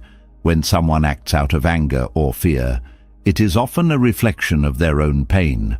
Recognizing this doesn't excuse harmful behavior, but it helps us approach the situation with empathy rather than retaliation. Instead of reacting with anger, we can choose to respond with understanding, addressing the underlying pain rather than escalating the conflict. This approach fosters resolution and healing, both for ourselves and for those involved. The universality of suffering also teaches us gratitude. When we understand that hardship is a shared experience, we begin to appreciate the moments of ease and joy in our own lives. Gratitude doesn't erase pain, but it provides a counterbalance, reminding us that even amid difficulty, there is still beauty and goodness. This perspective helps us navigate challenges with greater resilience and grace. Compassion is not a passive quality, it requires action. It asks us to step outside our comfort zones, to listen without judgment, and to offer help where it is needed. These actions may be small: a kind word, a helping hand, or a moment of patience, but their impact is profound. Compassion in action creates ripples that extend far beyond the immediate moment, touching lives in ways we may never see. Understanding the universality of suffering also helps us let go of resentment. When we feel wronged, it's easy to view the other person as an adversary, but holding on to anger only prolongs our pain. By recognizing that the person who hurt us is also struggling, we can begin to release the grip of resentment. This doesn't mean condoning harmful behavior. It means choosing freedom over bitterness. Forgiveness, rooted in compassion, is a gift we give ourselves as much as the other person. Compassion deepens our sense of purpose. When we recognize the interconnectedness of all people, our actions take on greater meaning. Helping others becomes not just an act of kindness, but a way of contributing to the collective well-being. This sense of purpose enriches our own lives, giving us a reason to keep moving forward, even in the face of difficulty. The practice of compassion also extends to how we view the world. It encourages us to look beyond our immediate circle and consider the broader challenges faced by humanity. This awareness fosters a sense of responsibility, inspiring us to contribute to solutions rather than turning away. Whether through advocacy, volunteering, or simply being mindful of our impact, compassion calls us to live with intention and care. Finding compassion through shared humanity does not eliminate suffering, but it transforms how we experience it. It teaches us that pain, while deeply personal, is also universal. This understanding dissolves the illusion of isolation, reminding us that we are part of a greater whole. It invites us to approach life with an open heart, ready to give and receive support. In this way, suffering becomes not a barrier, but a bridge, a way to connect, to grow, and to discover the strength that lies within us all. Recognizing the shared nature of suffering dissolves feelings of isolation and opens the heart to compassion. This understanding invites us to connect deeply with others, but it also illuminates a profound truth. True happiness can't be found in external circumstances. While we may seek joy in achievements, possessions, or relationships, lasting peace and fulfillment are not dependent on the world around us. They emerge from within. The search for happiness must turn inward, where the foundations of inner contentment are waiting to be discovered. External pursuits often feel like the path to happiness. Society reinforces the idea that success, wealth, or recognition will lead to a fulfilling life. Yet, how often do these pursuits deliver the deep and lasting joy we seek? The excitement of a new achievement fades, the glow of admiration diminishes, and the comfort of material possessions eventually loses its appeal. This cycle leaves us chasing the next thing, believing that just one more accomplishment, purchase, or relationship will finally fill the void. But the void persists because happiness built on external factors is inherently fragile. The truth of inner contentment begins with self-awareness. Many of us move through life driven by desires and fears without pausing to examine their origins. Why do we want what we want? Why do certain situations make us feel incomplete or restless? By looking inward, we start to understand the patterns and beliefs that fuel our discontent. This understanding doesn't require judgment. It requires curiosity and honesty. Awareness is the first step in breaking free from the illusion that happiness is something to be found outside ourselves. Contentment arises when we stop clinging to what we think we need and start appreciating what we already have. Gratitude plays a central role in this process. It shifts our focus from lack to abundance, reminding us of the simple joys and blessings that often go unnoticed. Gratitude is not about ignoring difficulties or pretending everything is perfect. It's about holding space for both the challenges and the gifts in our lives, finding balance and perspective in the midst of it all. Inner contentment also requires acceptance. Much of our suffering comes from resisting reality, wishing things were different, fighting against what is. Acceptance is not about giving up or settling. It's about seeing life clearly and responding with wisdom. When we stop resisting, we free ourselves to engage with the present moment fully. This openness creates space for joy, even in the midst of imperfection. Self-compassion is another cornerstone of inner contentment. The way we speak to ourselves shapes our emotional landscape. Harsh self-criticism fuels feelings of inadequacy and restlessness, while kindness and understanding create a sense of peace. Self-compassion doesn't mean avoiding responsibility. It means approaching our struggles with care and patience. This gentle perspective allows us to grow without the weight of shame or guilt. The pursuit of inner contentment also invites us to redefine success.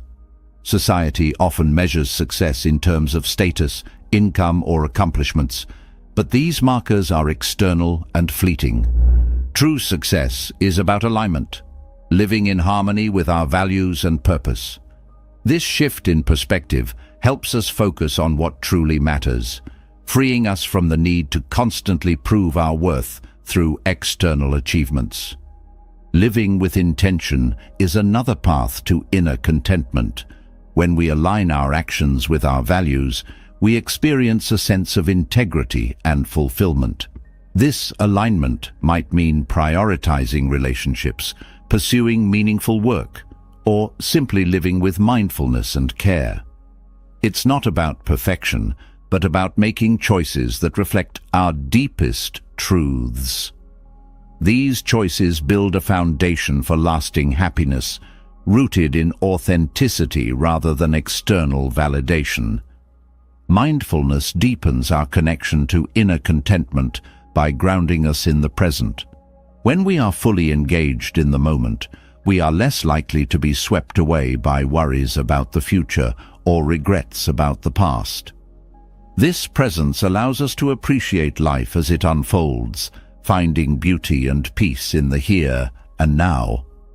Mindfulness is not just a practice but a way of being, one that nurtures a sense of completeness regardless of external circumstances.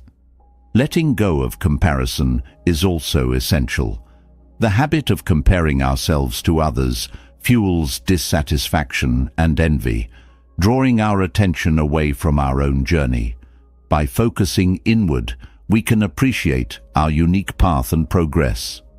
This perspective fosters gratitude and self-acceptance, breaking the cycle of comparison that undermines our happiness. The truth of inner contentment also lies in simplicity. Complexity and excess often create stress and distraction, pulling us away from what truly matters. Simplifying our lives, whether by decluttering our spaces, reducing commitments, or quieting our minds, creates room for peace and clarity. This simplicity doesn't mean giving up what we love. It means prioritizing what brings genuine joy and fulfillment. Connection to others is another dimension of inner contentment. While happiness doesn't come from outside, relationships can enrich our lives when approached with mindfulness and balance. When we engage with others authentically, free from the need for validation or control, we create connections that are meaningful and supportive. These relationships complement our inner contentment, enhancing rather than defining our happiness. Spirituality, or a sense of purpose, also nurtures inner contentment. This doesn't necessarily mean adhering to a specific religion or belief system. It means connecting with something greater than ourselves. Whether it's through meditation, nature, service, or creativity, this connection provides perspective and meaning. It reminds us that we are part of a larger whole, grounding us in a sense of peace that transcends individual challenges. Inner contentment is not about eliminating all desires or emotions. It's about understanding them, engaging with them wisely, and not letting them control us. This balance allows us to navigate life's highs and lows with grace, finding steadiness amid the ever-changing tides. It's a process of learning to trust ourselves and the flow of life, knowing that happiness is not something we must chase, but something we can cultivate from within. The journey toward inner contentment is ongoing. It requires patience, practice and self-compassion. There will be moments of doubt or distraction, but these are part of the process.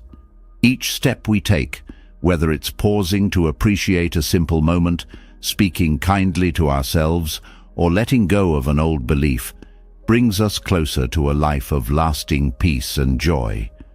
Inner contentment is not a destination, but a way of being, a state of wholeness that allows us to experience the fullness of life from the inside out. Understanding that happiness comes from within provides the foundation for lasting peace. It teaches us that true contentment is not dependent on external circumstances, but rooted in how we relate to ourselves and the world. Yet, even as we cultivate this inner well-being, life remains unpredictable. Challenges arise and events unfold beyond our control. It is here that another profound truth emerges: the strength to let go. Acceptance, or upekkha, is not resignation.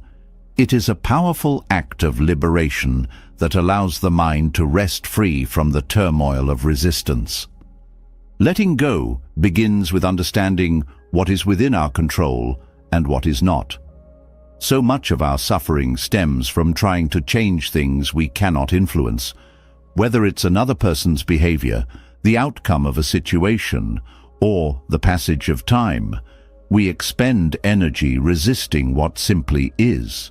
This resistance creates tension, frustration, and a sense of powerlessness. Acceptance, on the other hand, releases this burden. It doesn't mean giving up or agreeing with everything. It means acknowledging reality as it is, without trying to force it into our expectations. The act of letting go requires courage. It asks us to confront uncertainty and release the illusion of control that we cling to for comfort. This process is not about apathy or detachment from life, but about engaging with it fully, free from the weight of unrealistic demands.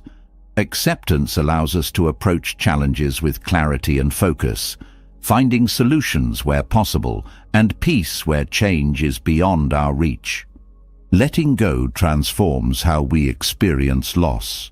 When we hold tightly to what has passed, whether it's a relationship, a phase of life, or an opportunity, we tether ourselves to the pain of what is no longer there.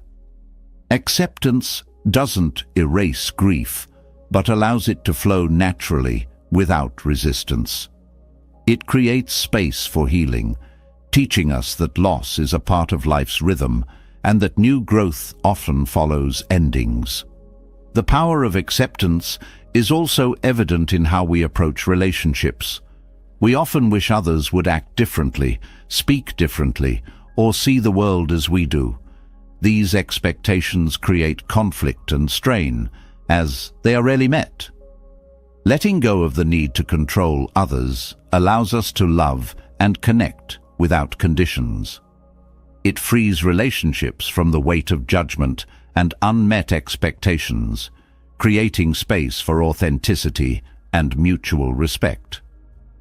Acceptance also liberates us from the tyranny of our own minds.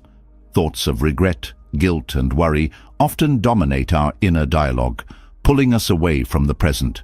These thoughts are rooted in resistance, wishing the past were different or fearing an imagined future. By letting go of these mental struggles, we reclaim our peace.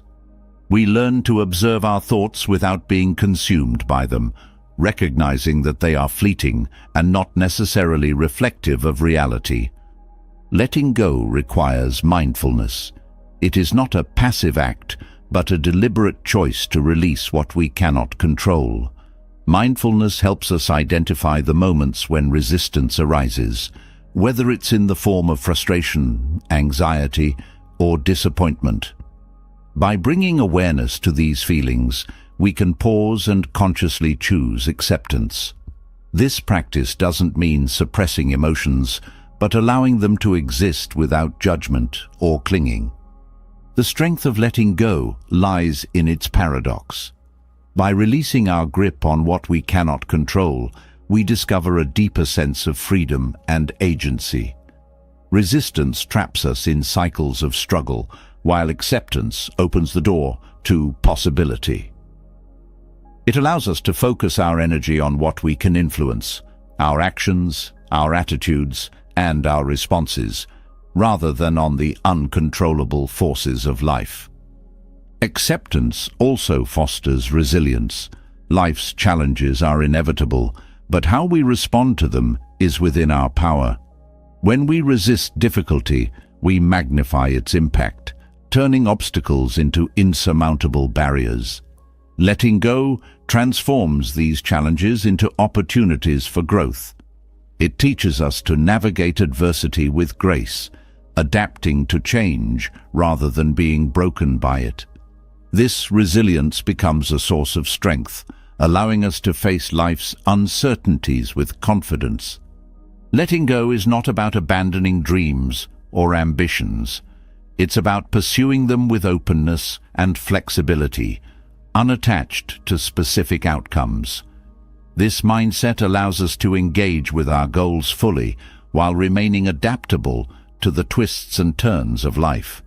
It teaches us to find joy in the journey rather than placing all our happiness on reaching a particular destination. Acceptance also deepens our connection to the present. When we let go of what might have been or what could be, we free ourselves to fully experience what is. This presence enhances our appreciation for life's simple moments, grounding us in a sense of peace and gratitude. It reminds us that joy is not something we must chase, but something we can find right here, in the now. The practice of letting go extends to how we view ourselves.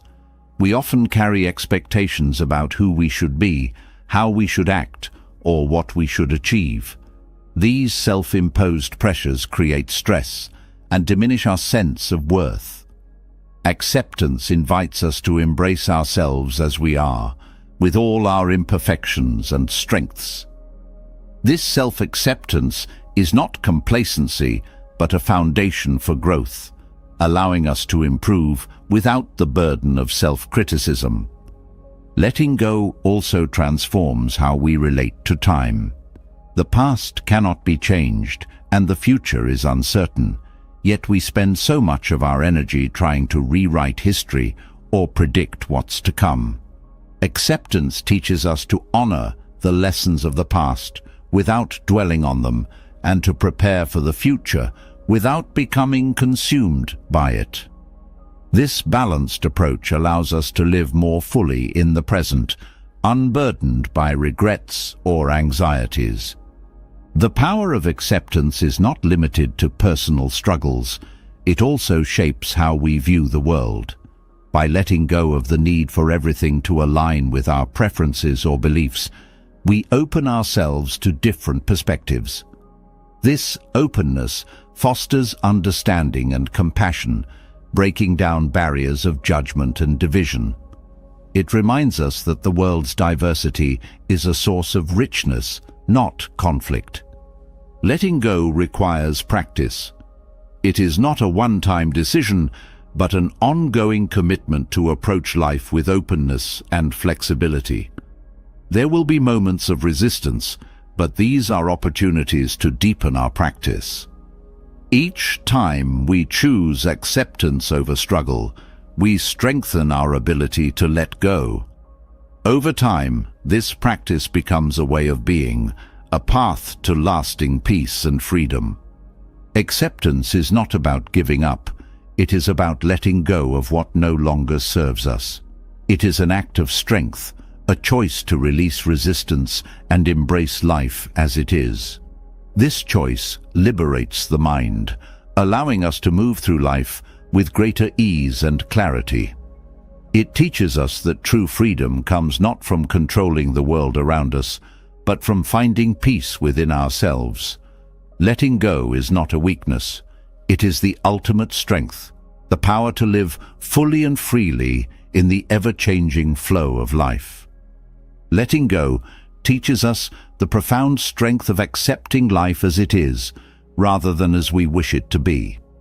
This acceptance frees the mind and allows us to navigate challenges with greater peace. But within the inevitable ups and downs of life, there remains an important distinction. While pain is unavoidable, suffering is something we create and can control. The way we respond to pain determines whether it becomes a momentary experience or evolves into prolonged anguish. Mastering emotional detachment empowers us to reframe pain and reduce unnecessary suffering, granting us the freedom to move through life with greater ease. Pain is a natural part of existence. It is the body's way of signaling harm and the heart's way of expressing loss or disappointment. It is neither good nor bad. It simply is. However, suffering arises from how we interpret and react to that pain. It is the mental and emotional narrative we construct around the discomfort. This narrative often amplifies the original pain, adding layers of frustration, anger, or despair that deepen our distress. Emotional detachment, however, creates space between the pain and our reaction, enabling us to break this cycle. Detachment does not mean indifference. It is not about suppressing emotions or disconnecting from life. Rather, it is the ability to observe emotions without being controlled by them. This perspective allows us to experience pain without letting it define us. By stepping back and acknowledging our feelings without judgment, we gain clarity and control over our responses. Reframing pain is a key aspect of emotional detachment. When faced with challenges, our minds often leap to worst-case scenarios or unhelpful interpretations. These thought patterns intensify our suffering, making the situation seem worse than it is. Detachment invites us to question these narratives. Is the situation truly as dire as it feels? What opportunities for growth or learning might this pain offer? This shift in perspective doesn't eliminate the pain, but transforms how we experience it. One practical way to cultivate emotional detachment is through mindfulness. By bringing our attention to the present moment, we disrupt the mental spirals that feed suffering. Pain exists in the now, but much of our suffering comes from dwelling on past hurts or worrying about future consequences. Mindfulness grounds us in the reality of the moment, allowing us to face pain with greater calm and composure. Detachment also involves recognizing the impermanence of emotions. No feeling lasts forever, even the most intense ones. Pain ebbs and flows, and suffering diminishes when we allow ourselves to ride these waves rather than resist them. Detachment reminds us that emotions are temporary and that holding on to them only prolongs their impact. By letting them pass naturally, we free ourselves to heal. Another important aspect of emotional detachment is the ability to set boundaries with our thoughts. Not every thought deserves our attention or energy. When negative or unproductive thoughts arise, we can acknowledge them without engaging. This practice doesn't suppress thoughts, but prevents them from taking root and growing into suffering. Detachment allows us to choose which thoughts to nurture and which to let go. Detachment also transforms how we view expectations. Much of our suffering comes from the gap between what we expect and what actually happens. When reality falls short of our expectations, we feel disappointment or frustration. Detachment helps us release these rigid expectations, allowing us to approach life with openness and flexibility. This perspective reduces the sting of unmet hopes and creates space for new possibilities. Pain often carries lessons that are obscured by suffering. Detachment helps us uncover these lessons by creating clarity. When we are no longer consumed by our reactions, we can reflect on the experience with curiosity and insight.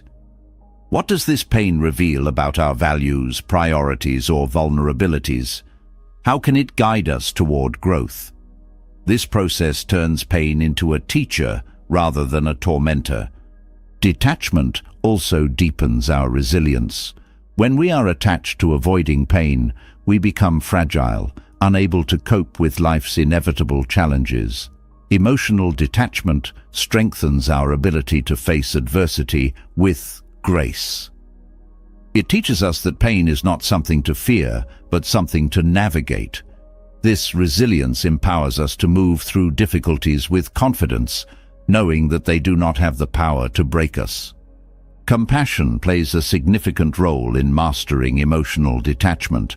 When we approach ourselves with kindness during moments of pain, we soften the edges of suffering. Instead of harsh self-criticism or judgment, we offer ourselves understanding and care. This self-compassion creates a supportive environment for healing, allowing us to recover without the added burden of shame or guilt. Detachment also changes how we interact with others' pain. Witnessing the suffering of loved ones can be deeply challenging, and our instinct is often to fix or take on their pain as our own. However, this approach can lead to burnout and diminish our ability to help effectively. Emotional detachment allows us to support others with empathy and presence without becoming overwhelmed. It creates a balance where we can offer care without losing ourselves in their struggles. Releasing control is another essential element of detachment. We cannot control every aspect of life, no matter how much we try. Pain often arises when we cling to the illusion of control, believing that we can prevent discomfort or ensure specific outcomes. Detachment teaches us to surrender this need for control, accepting life's unpredictability with grace. This surrender is not weakness, but a profound strength that allows us to adapt and thrive.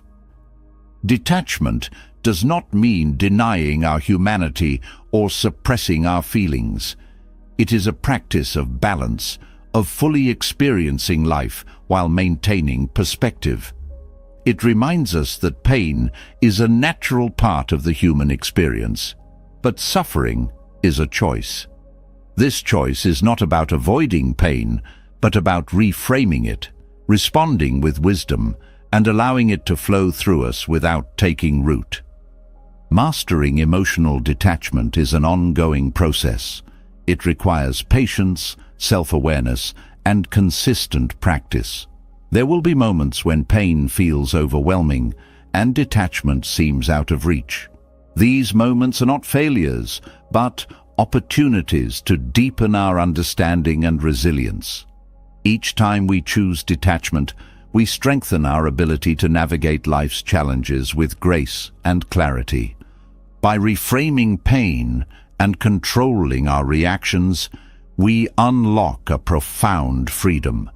We learn that while pain is inevitable, suffering is not.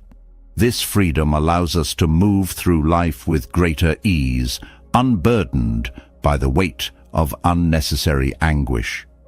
Detachment does not make us immune to pain, but equips us to face it with strength and wisdom.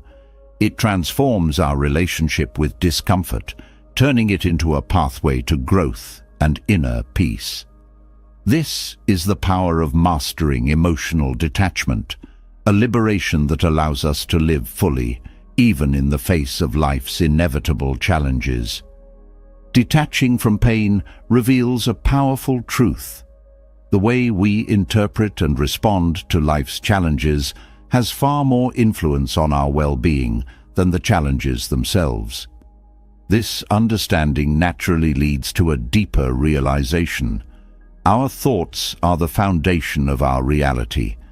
The mind is not just a passive observer of the world, but an active creator of experience.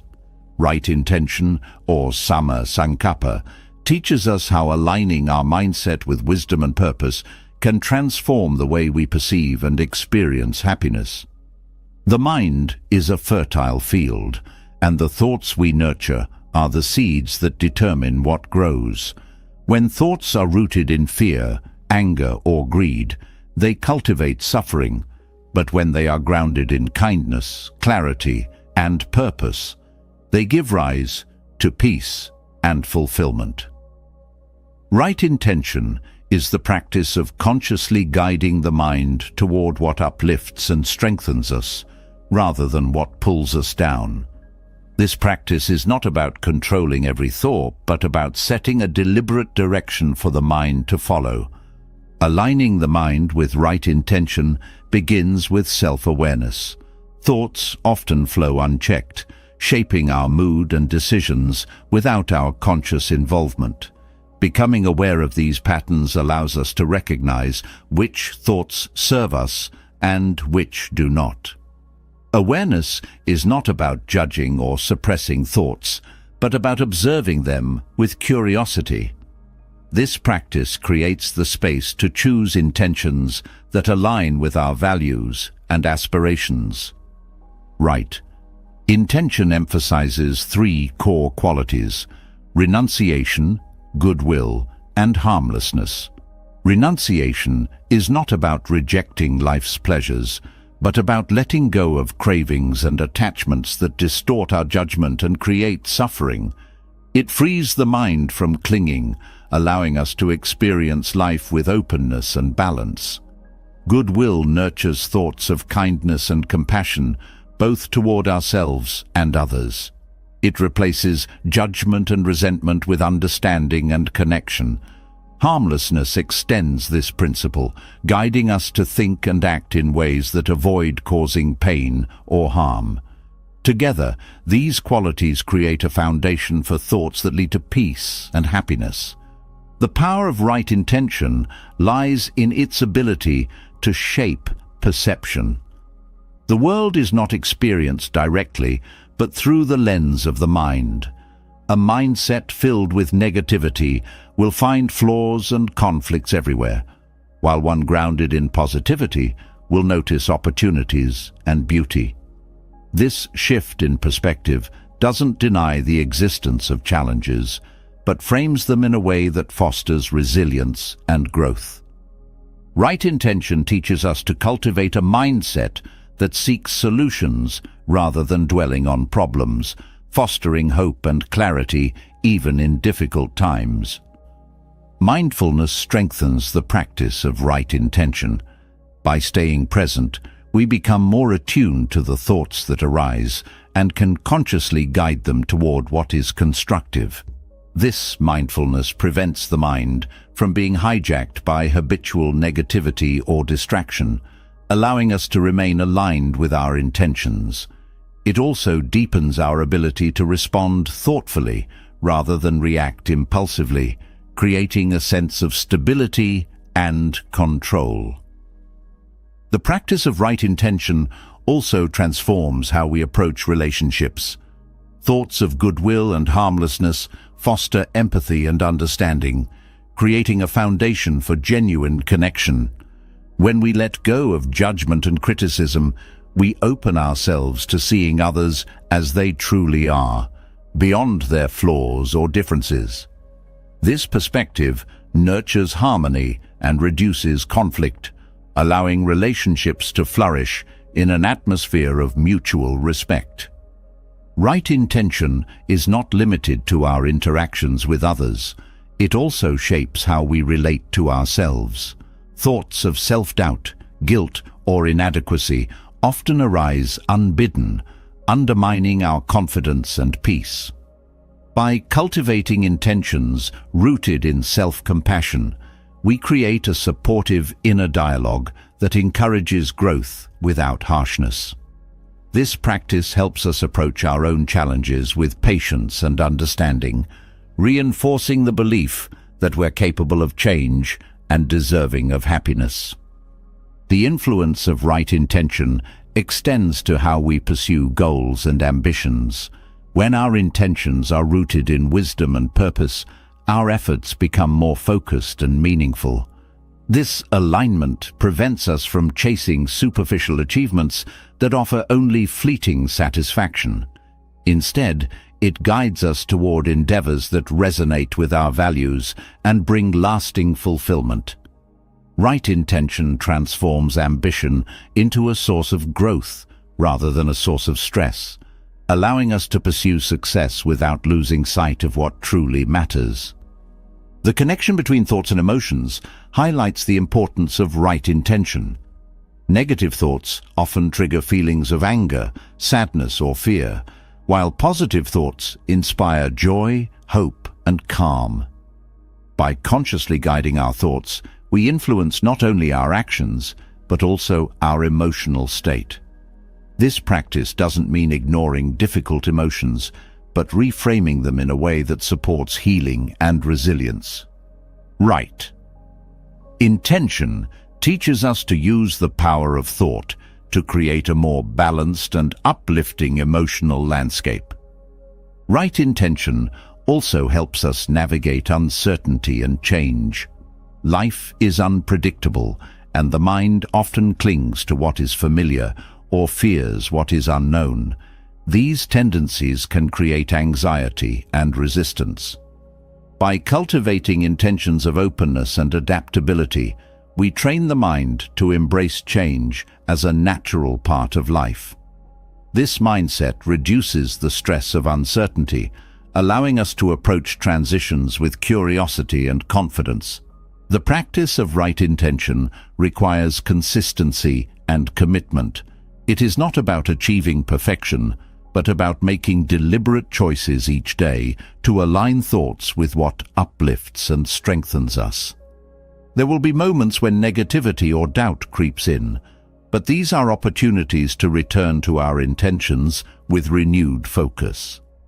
Each time we choose thoughts of kindness, clarity, and purpose, we reinforce the habit of right intention, making it easier to sustain over time.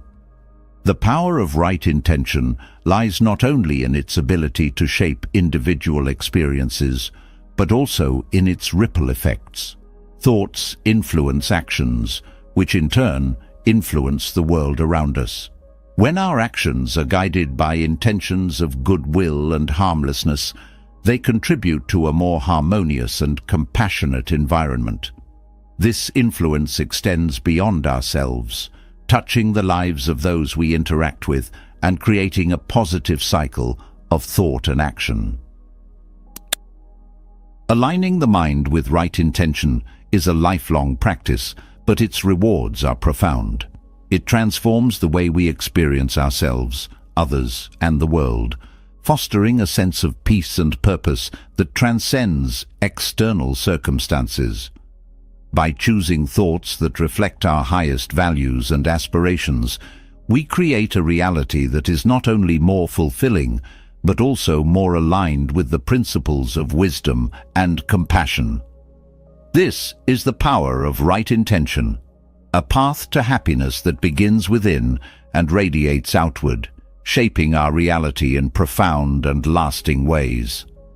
Aligning your thoughts with purpose and wisdom unlocks a reality shaped by clarity, intention, and deep peace. It offers a foundation to build a life that reflects your values and fosters happiness. Yet, this alignment cannot flourish when weighed down by unnecessary complexities and distractions. Letting go of excess is not just about material possessions. It's about clearing the clutter in all areas of life, physical, emotional, and mental, to create space for genuine joy and contentment. Simplicity is not deprivation, it is freedom.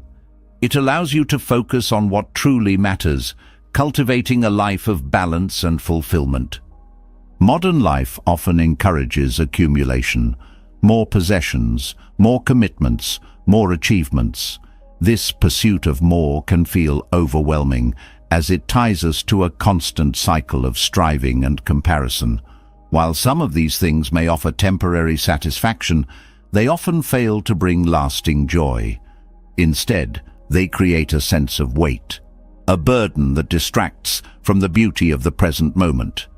Simplicity cuts through this noise, offering clarity and a renewed sense of purpose.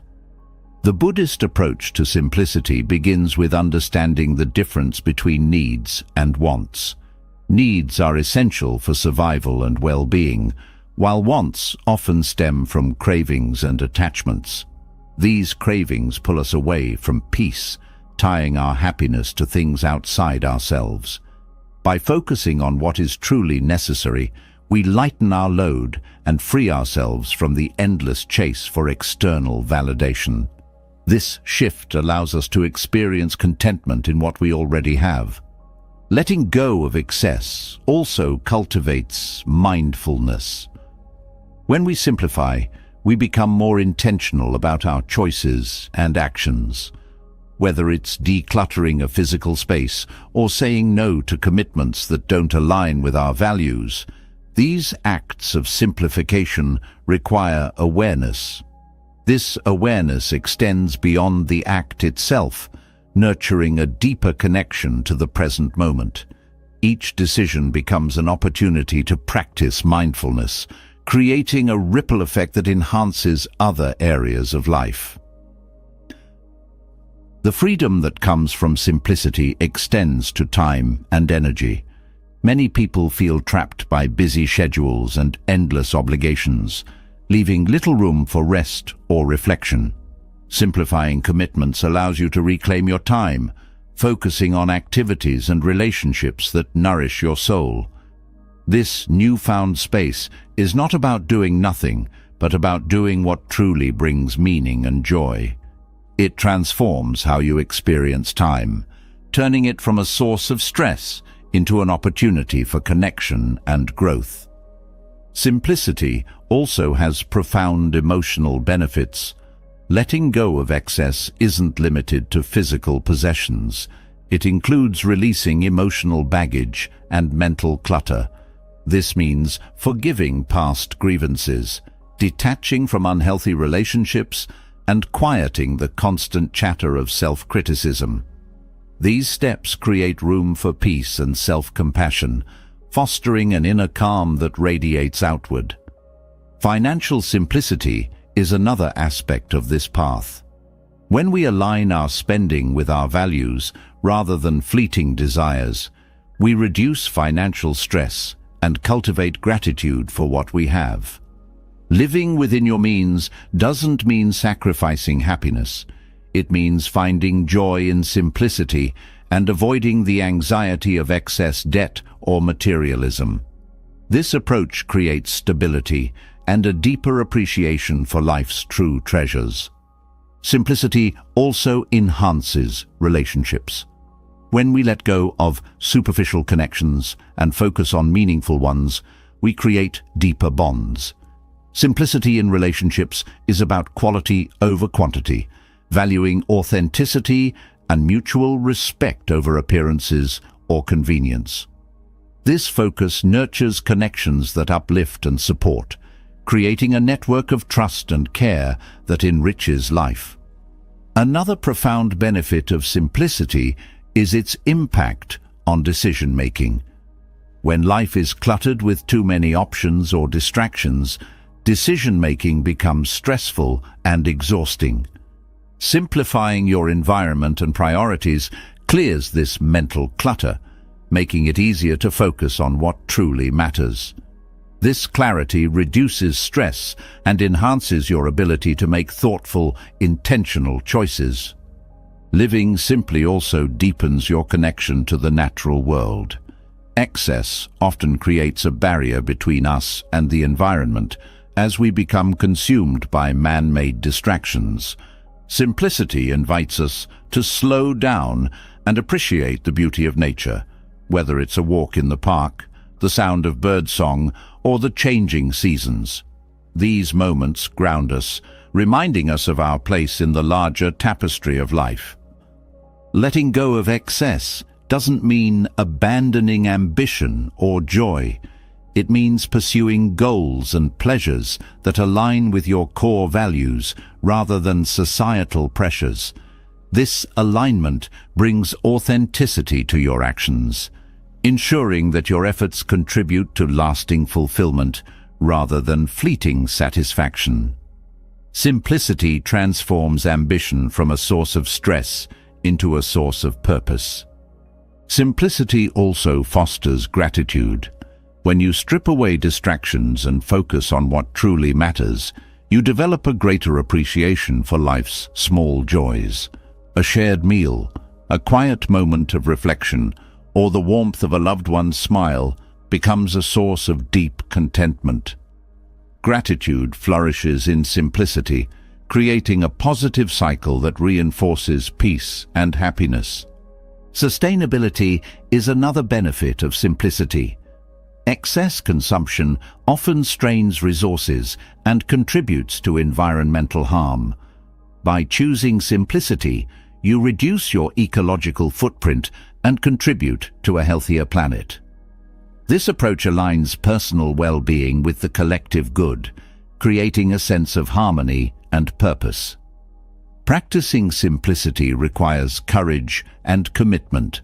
It asks you to challenge societal norms and let go of attachments that no longer serve you.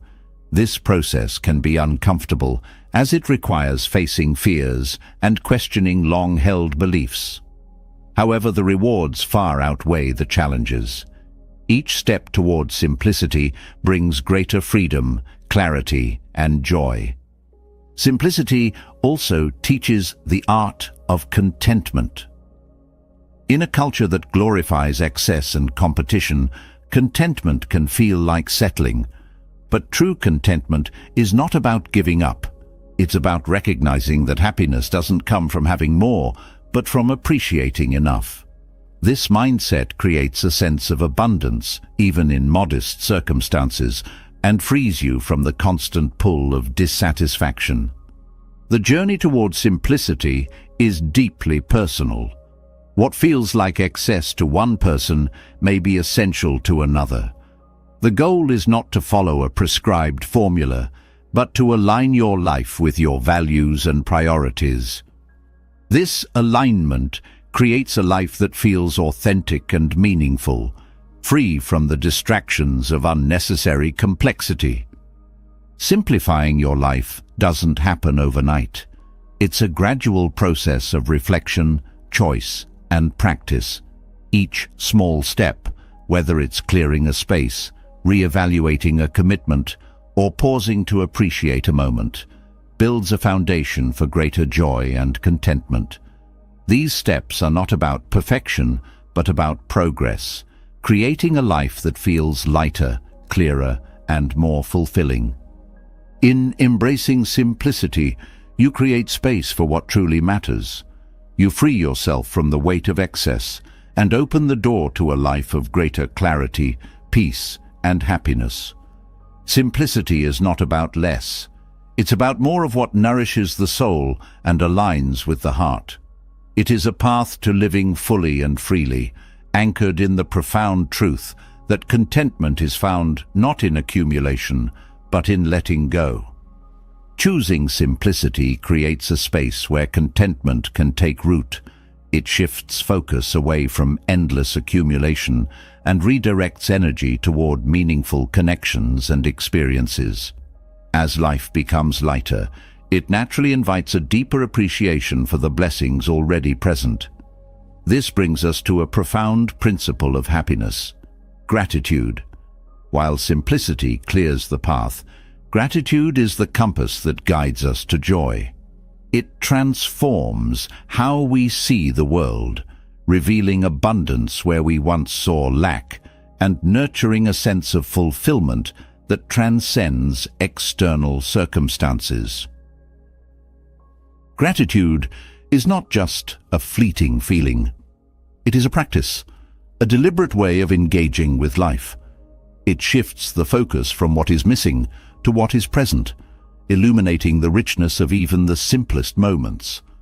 When we pause to acknowledge what we have, we interrupt the endless cycle of wanting more. This pause creates a sense of peace and sufficiency, reminding us that happiness does not come from acquiring, but from appreciating. Practicing gratitude aligns deeply with Buddhist principles, particularly the teachings on mindfulness and non-attachment. Gratitude grounds us in the present, allowing us to fully experience and appreciate what is here and now. It also helps loosen the grip of craving, the constant yearning for more that often leads to dissatisfaction. By focusing on what we already have, gratitude reduces the pull of desire, creating space for contentment to flourish. Gratitude also fosters humility. It reminds us that much of what we enjoy, whether it's the warmth of the sun, the love of family, or the food on our table, is not solely of our making. This recognition softens the ego, encouraging a sense of interconnectedness and appreciation for the contributions of others. Humility deepens our ability to receive joy, as it opens the heart to the gifts of life without the need for ownership or control.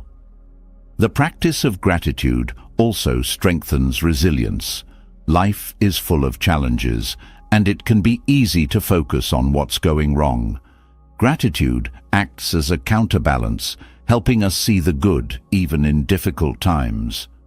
This perspective doesn't deny the reality of pain, but places it within a larger context, where blessings coexist with burdens. Gratitude turns challenges into opportunities for growth, teaching us to find strength and wisdom in adversity. One powerful way to cultivate gratitude is through reflection. Taking time each day to acknowledge what you are thankful for, whether it's a kind word, a moment of beauty, or simply the gift of another day, creates a habit of appreciation. This practice trains the mind to seek out the positive, shifting your overall outlook toward one of abundance and joy. Over time, this shift becomes a natural way of seeing the world, enriching your experience of life. Gratitude also enhances relationships. When we take the time to appreciate others, we strengthen our bonds and deepen our connections. Acknowledging the kindness, support, or presence of loved ones nurtures trust and mutual respect. It transforms interactions from transactional to meaningful, creating a foundation for relationships that uplift and sustain.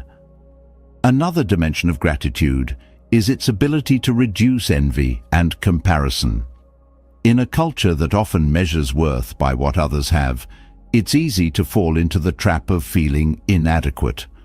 Gratitude breaks this cycle by redirecting attention to your own life and its unique blessings.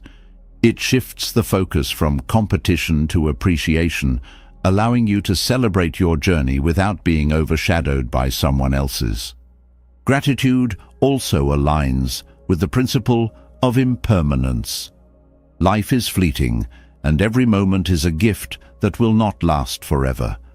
Recognizing this truth deepens our appreciation for the present, whether it's a joyful experience or a fleeting connection. This awareness doesn't create fear, but fosters a profound sense of presence and gratitude for what is here now. The benefits of gratitude extend beyond the emotional and spiritual. They also impact physical well-being. Studies have shown that practicing gratitude can reduce stress, improve sleep, and enhance overall health. This connection between gratitude and well-being reflects the holistic nature of happiness, where the mind, body, and spirit are intertwined. By nurturing gratitude, we care for ourselves on multiple levels, creating a foundation for a healthier and more balanced life. Gratitude is also a source of creativity. When we focus on what we have rather than what we lack, we find new ways to use and appreciate our resources.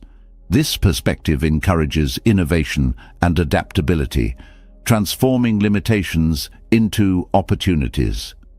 Gratitude turns the ordinary into the extraordinary, revealing beauty and potential in the simplest things. The practice of gratitude also deepens our sense of purpose. When we appreciate the gifts of life, we are naturally inspired to give back. Gratitude fuels generosity, encouraging acts of kindness that ripple outward.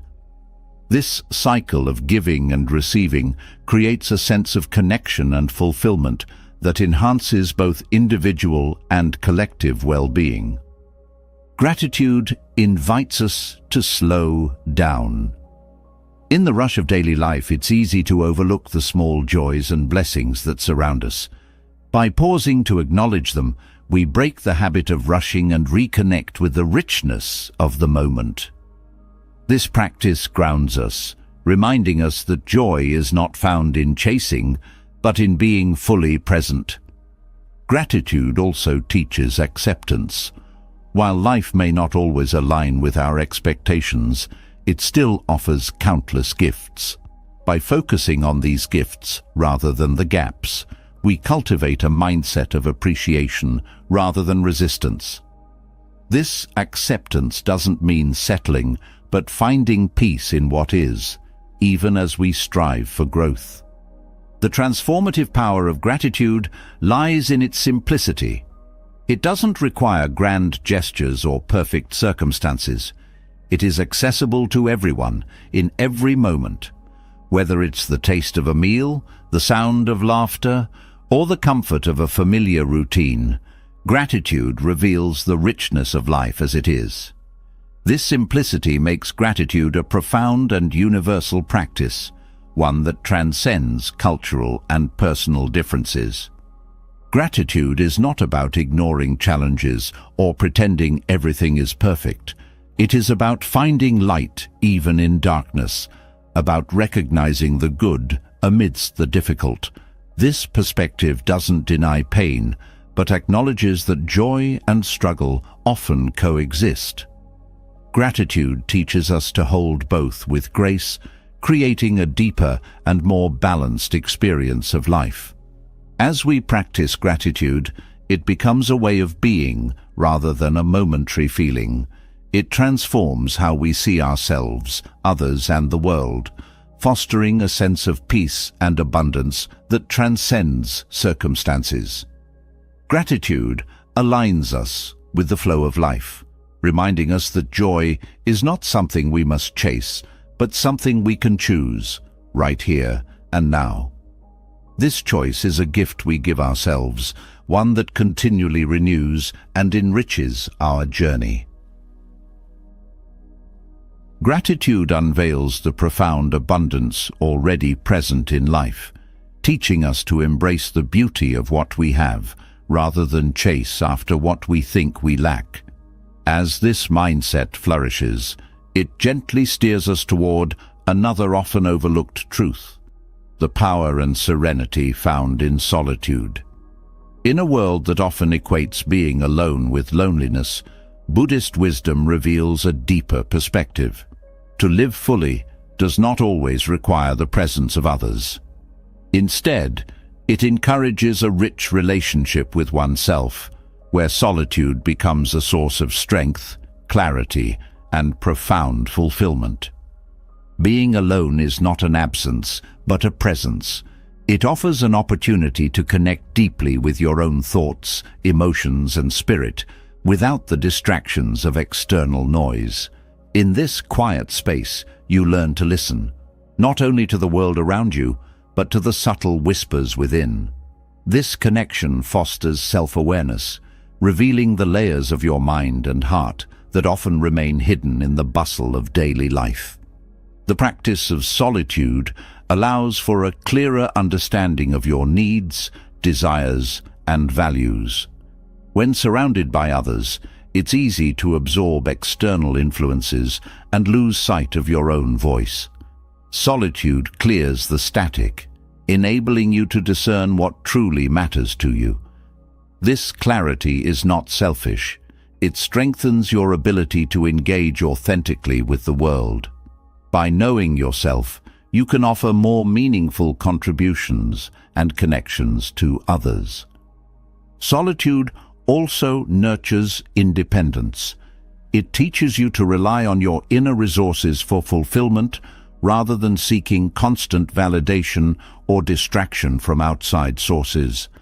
This self-reliance builds confidence, showing you that your worth is not defined by others' opinions or presence. In this way, solitude becomes a foundation for resilience, allowing you to navigate life's challenges with greater stability and grace. The Buddhist perspective on solitude highlights its role in cultivating mindfulness. When alone, the mind often wanders, seeking stimulation or escape. Mindfulness brings the wandering mind back to the present, teaching you to sit with your thoughts and feelings without judgment. This practice deepens your ability to remain present and engaged, even in moments of discomfort or uncertainty. Over time, mindfulness transforms solitude from something to avoid into something to cherish. In solitude, you also discover the richness of simplicity. Without the distractions of social obligations or external expectations, life takes on a slower, more intentional rhythm. This simplicity is not about deprivation, but about savoring the essence of each moment. A quiet cup of tea, the rustle of leaves in the wind, or the rhythm of your own breath becomes a source of profound contentment. Solitude reveals that joy does not need to be grand or loud. It can be found in the smallest, most ordinary moments.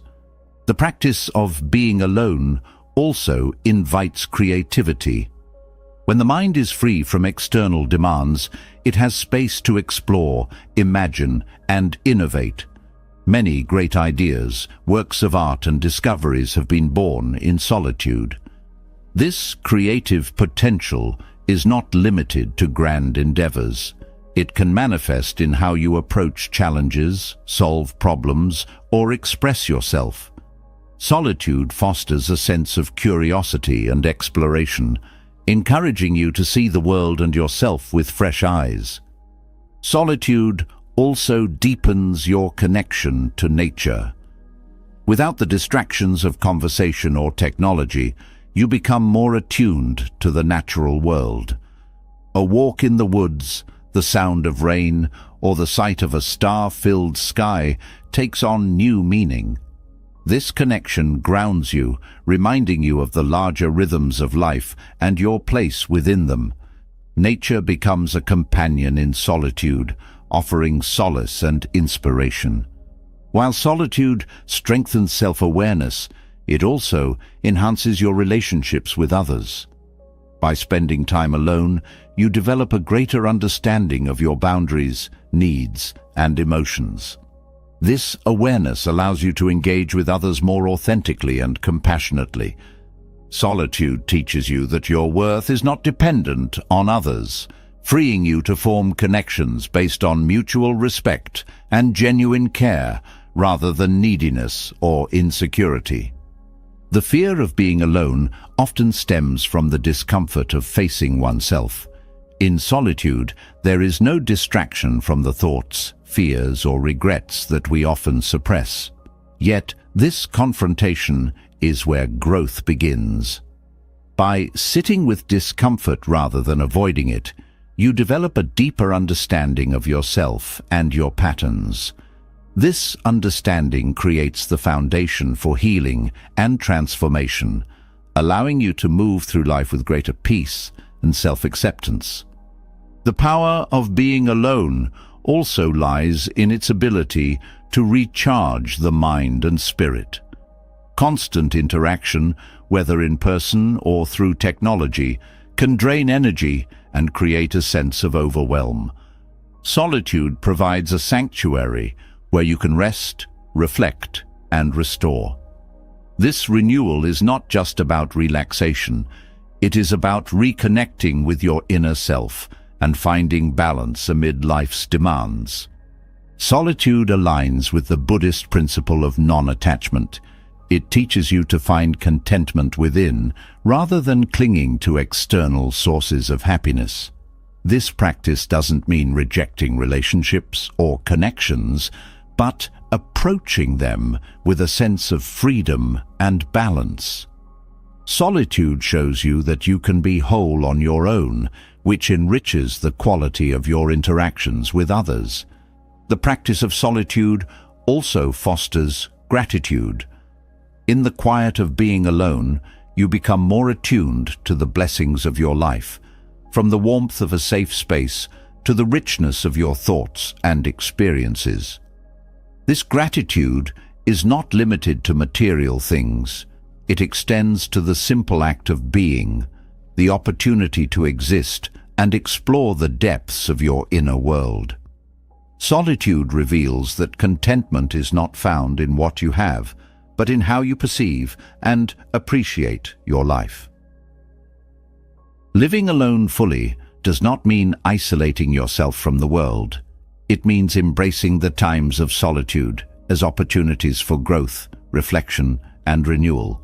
It means seeing aloneness not as a void to be filled, but as a space to be enriched. This perspective transforms how you experience yourself and your relationship with the world, creating a balance between connection and independence. The journey of solitude is deeply personal, shaped by your unique experiences, needs, and aspirations. It invites you to explore the vast inner landscape that often goes unnoticed in the rush of daily life. This exploration is not about reaching a destination, but about discovering the richness and depth of simply being.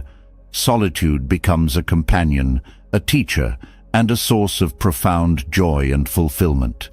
In embracing the power of being alone, you learn that life's fullness does not depend on constant activity or interaction. It is found in the quiet moments of presence, the deep well of inner peace, and the infinite potential of your own spirit. Solitude is not emptiness, it is wholeness. It is a path to living fully, with clarity, balance, and an unwavering connection to yourself and the world around you. Solitude reveals the richness of being present with yourself, teaching the profound truth that fulfillment comes from within. Yet, even in the quiet, one element can persistently disrupt peace: the untrained mind. Thoughts, emotions, and mental chatter often pull us away from clarity, scattering our focus and intensifying suffering. Buddhist teachings illuminate a path to freedom from this inner turmoil. Mastering the mind is not about silencing it, but learning to guide it with awareness and wisdom.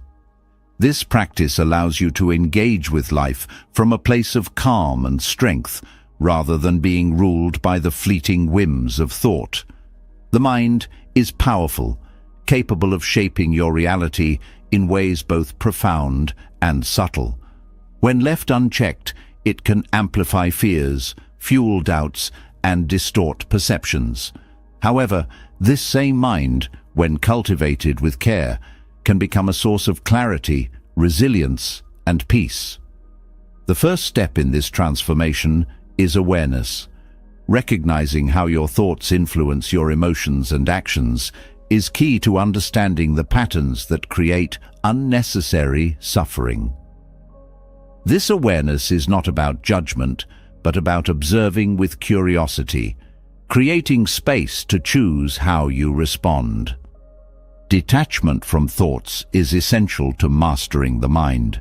This does not mean suppressing or ignoring thoughts, but understanding that they are not inherently true or permanent. Thoughts arise, linger, and fade, much like clouds in the sky. By observing them without attachment, you create a buffer between yourself and the mental narratives that often dictate your mood and actions.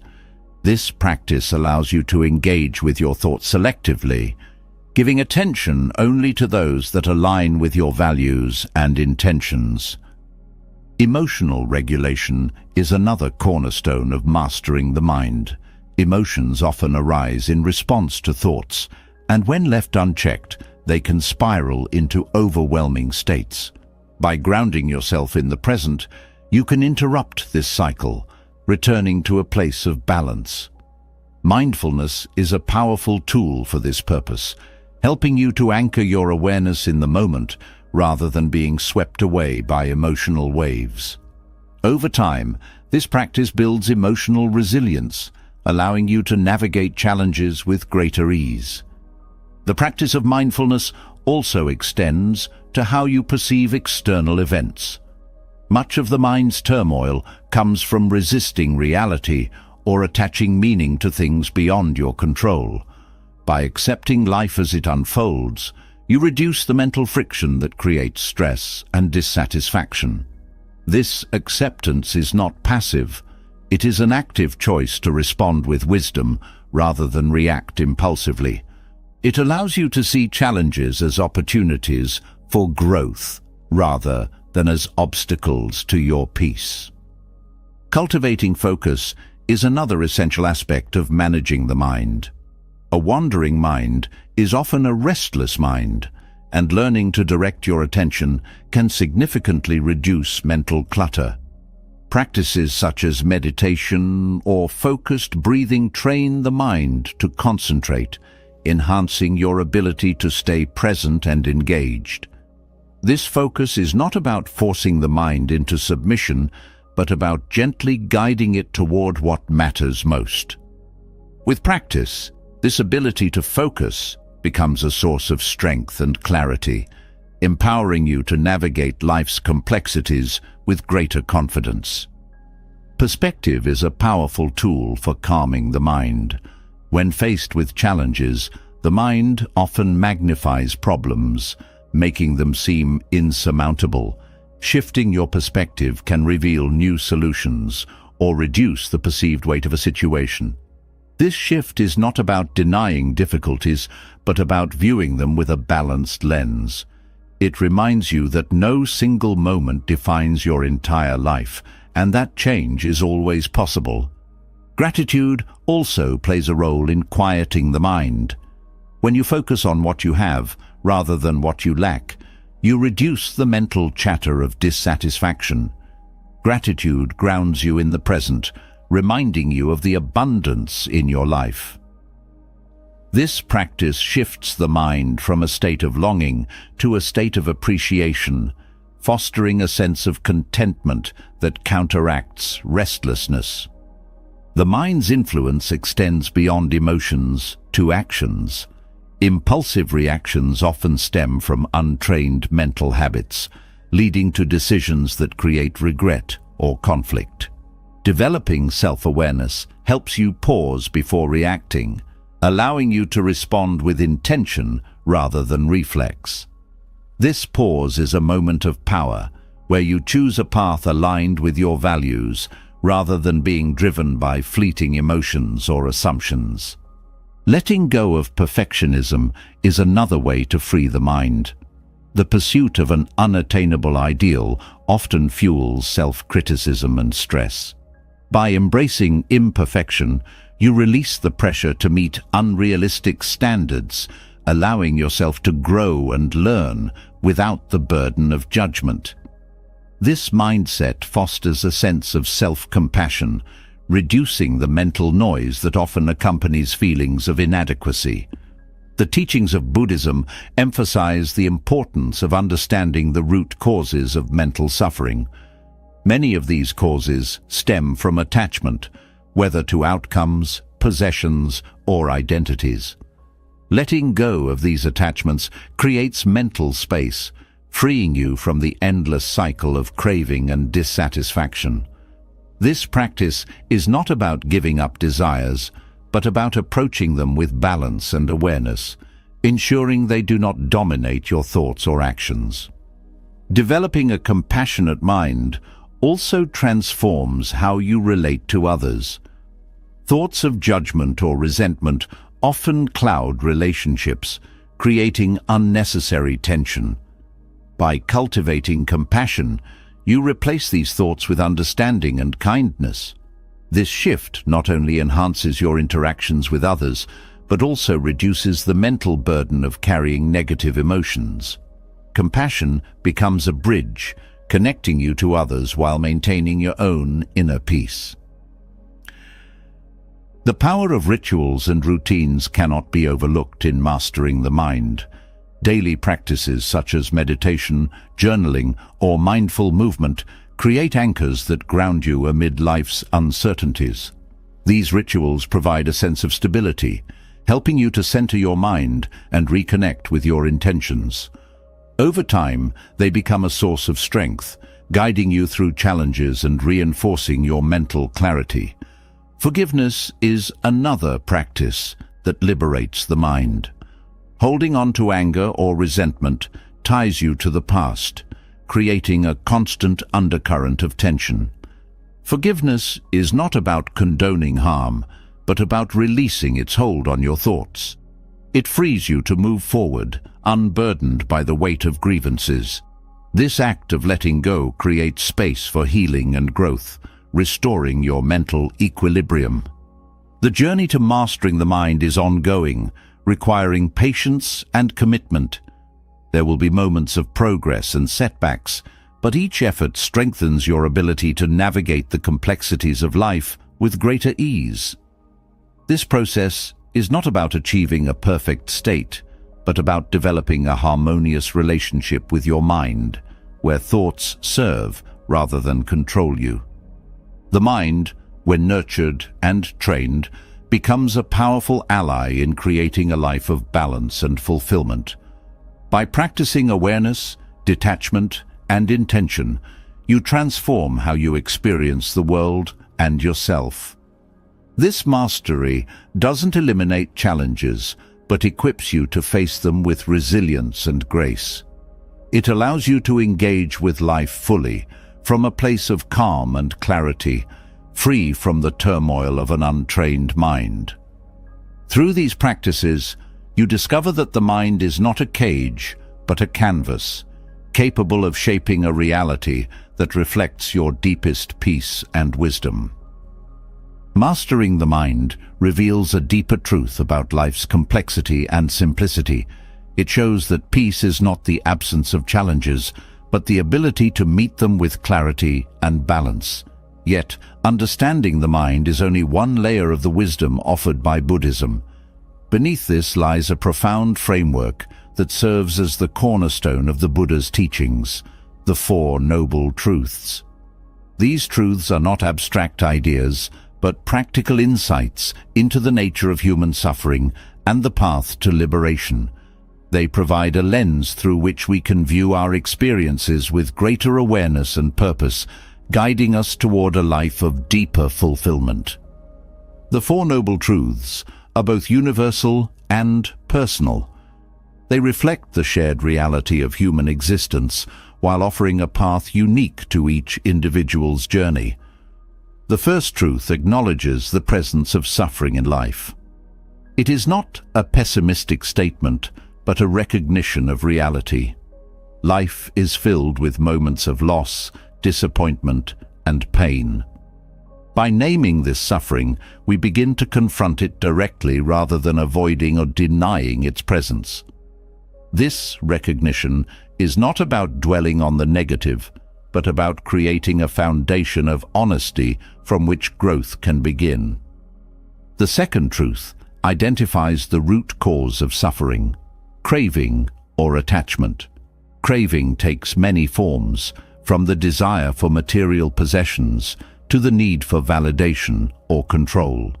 This longing ties our happiness to external conditions, creating a cycle of dissatisfaction when those conditions are not met.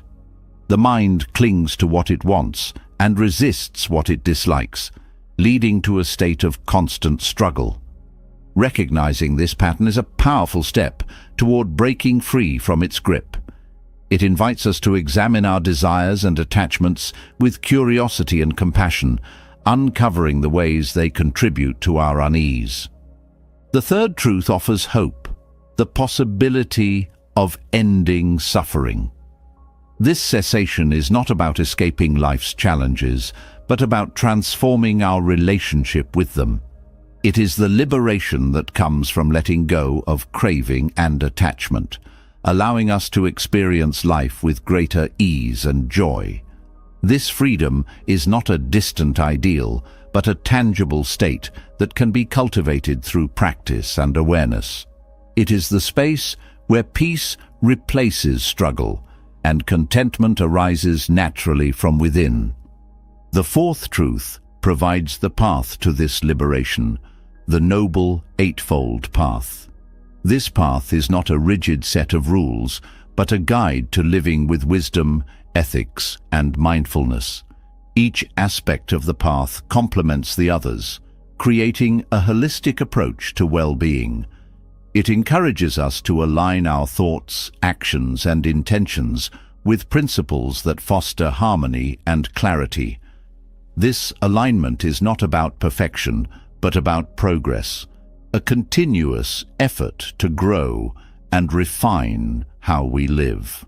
Understanding the Four Noble Truths requires more than intellectual comprehension. It demands experiential insight. Each truth invites reflection and application in daily life. Acknowledging suffering helps us face challenges with honesty and resilience. Recognizing the causes of suffering teaches us to let go of habits and attachments that no longer serve us. Embracing the possibility of liberation inspires hope and determination. Following the path offers practical tools for navigating life with wisdom and grace. The Four Noble Truths also illuminate the interconnectedness of life. They show that suffering is not an isolated experience, but part of the human condition. This shared reality fosters compassion, helping us see others with greater empathy and understanding. When we recognize that others, like us, struggle with craving and attachment, we approach them with kindness rather than judgment. This perspective transforms relationships, creating connections based on mutual respect and support. Applying the Four Noble Truths also deepens self-awareness. They invite us to explore the layers of our thoughts, emotions, and behaviors, uncovering patterns that contribute to our suffering. This exploration is not about self-criticism, but about self-discovery. It reveals the potential for change and growth within us, empowering us to take steps toward a more peaceful and fulfilling life. The truths also encourage a balanced approach to life. They remind us that joy and sorrow, gain and loss, are natural parts of existence. By embracing this balance, we reduce the extremes of elation and despair, finding a steady ground from which to engage with the world. This balance does not numb us to experience, but enriches it, allowing us to savor life's beauty while accepting its challenges. Meditation is a powerful practice for exploring the Four Noble Truths. In meditation, we create a space to observe the mind without judgment, seeing its patterns with clarity. This practice helps us recognize the causes of our suffering and develop the mindfulness needed to follow the path. Meditation is not an escape, but a return to the present, where the truths of existence unfold with clarity and depth. The Four Noble Truths also challenge us to take responsibility for our happiness. They teach that while suffering may arise from external conditions, our response to it is within our control. This responsibility is empowering, showing us that we are not victims of circumstance, but active participants in our well-being.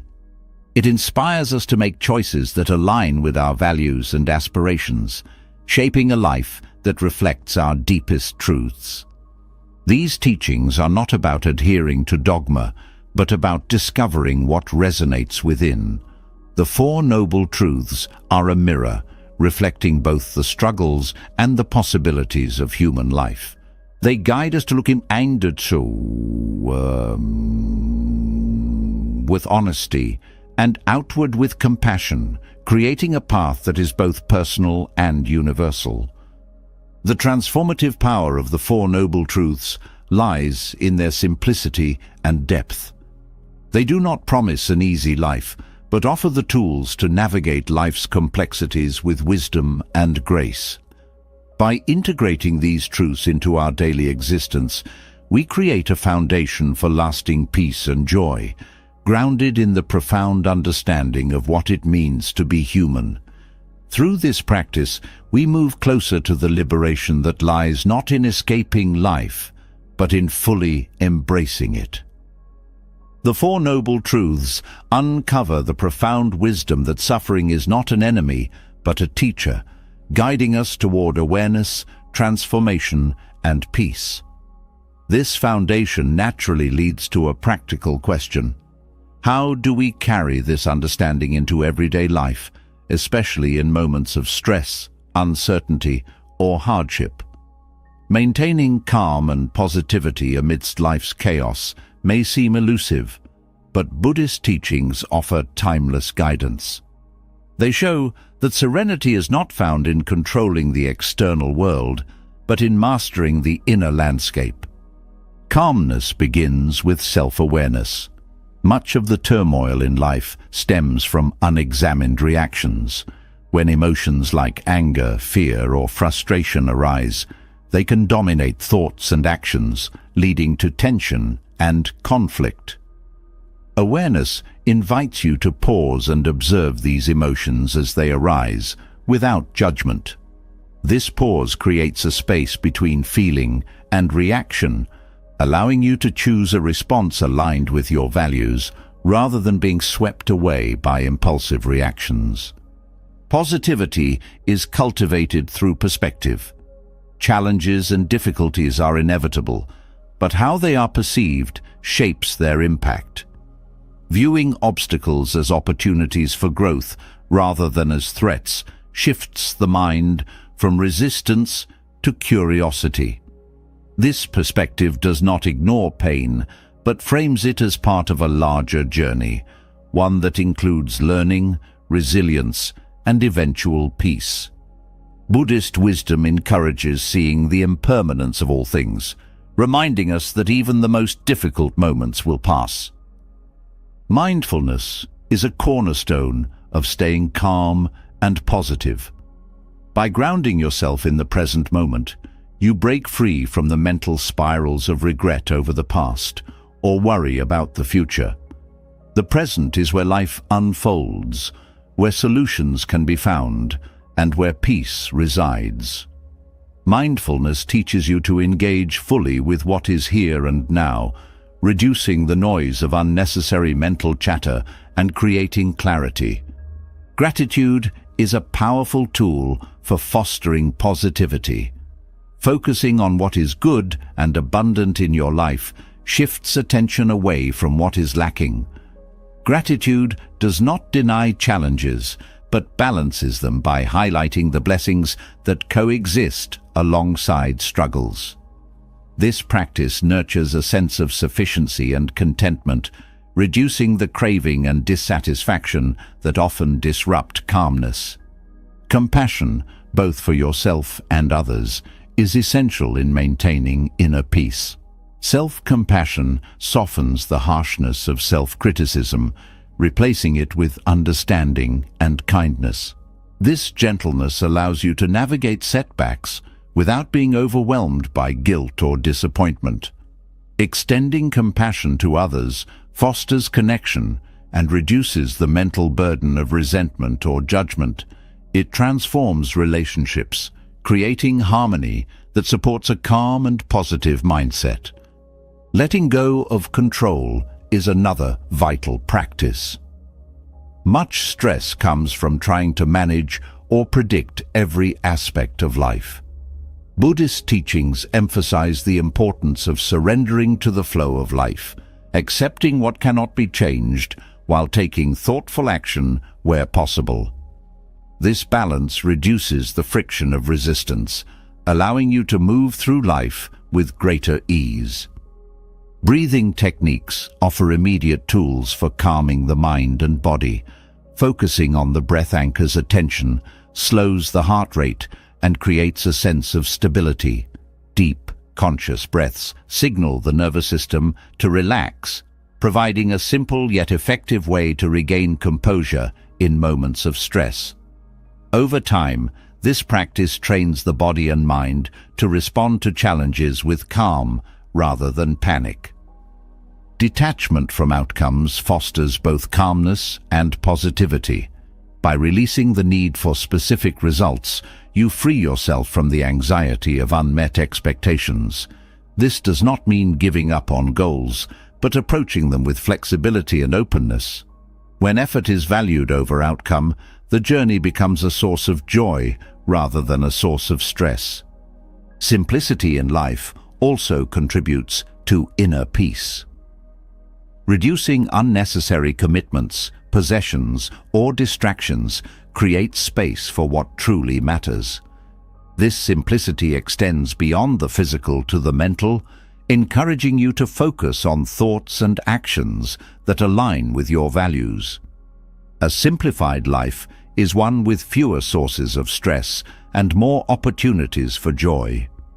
Meditation deepens the ability to stay calm and positive.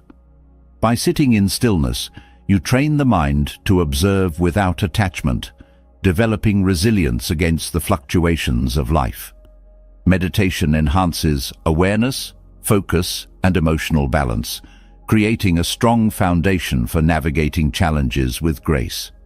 This practice is not about escaping reality, but engaging with it from a place of clarity and strength. Engaging with nature fosters calmness and positivity.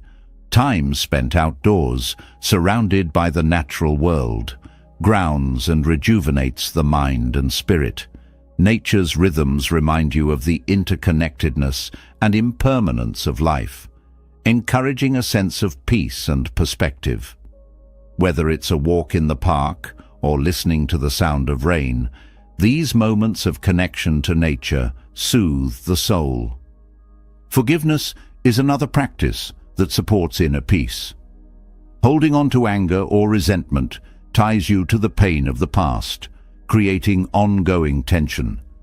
Forgiveness is not about condoning harm, but about freeing yourself from its hold.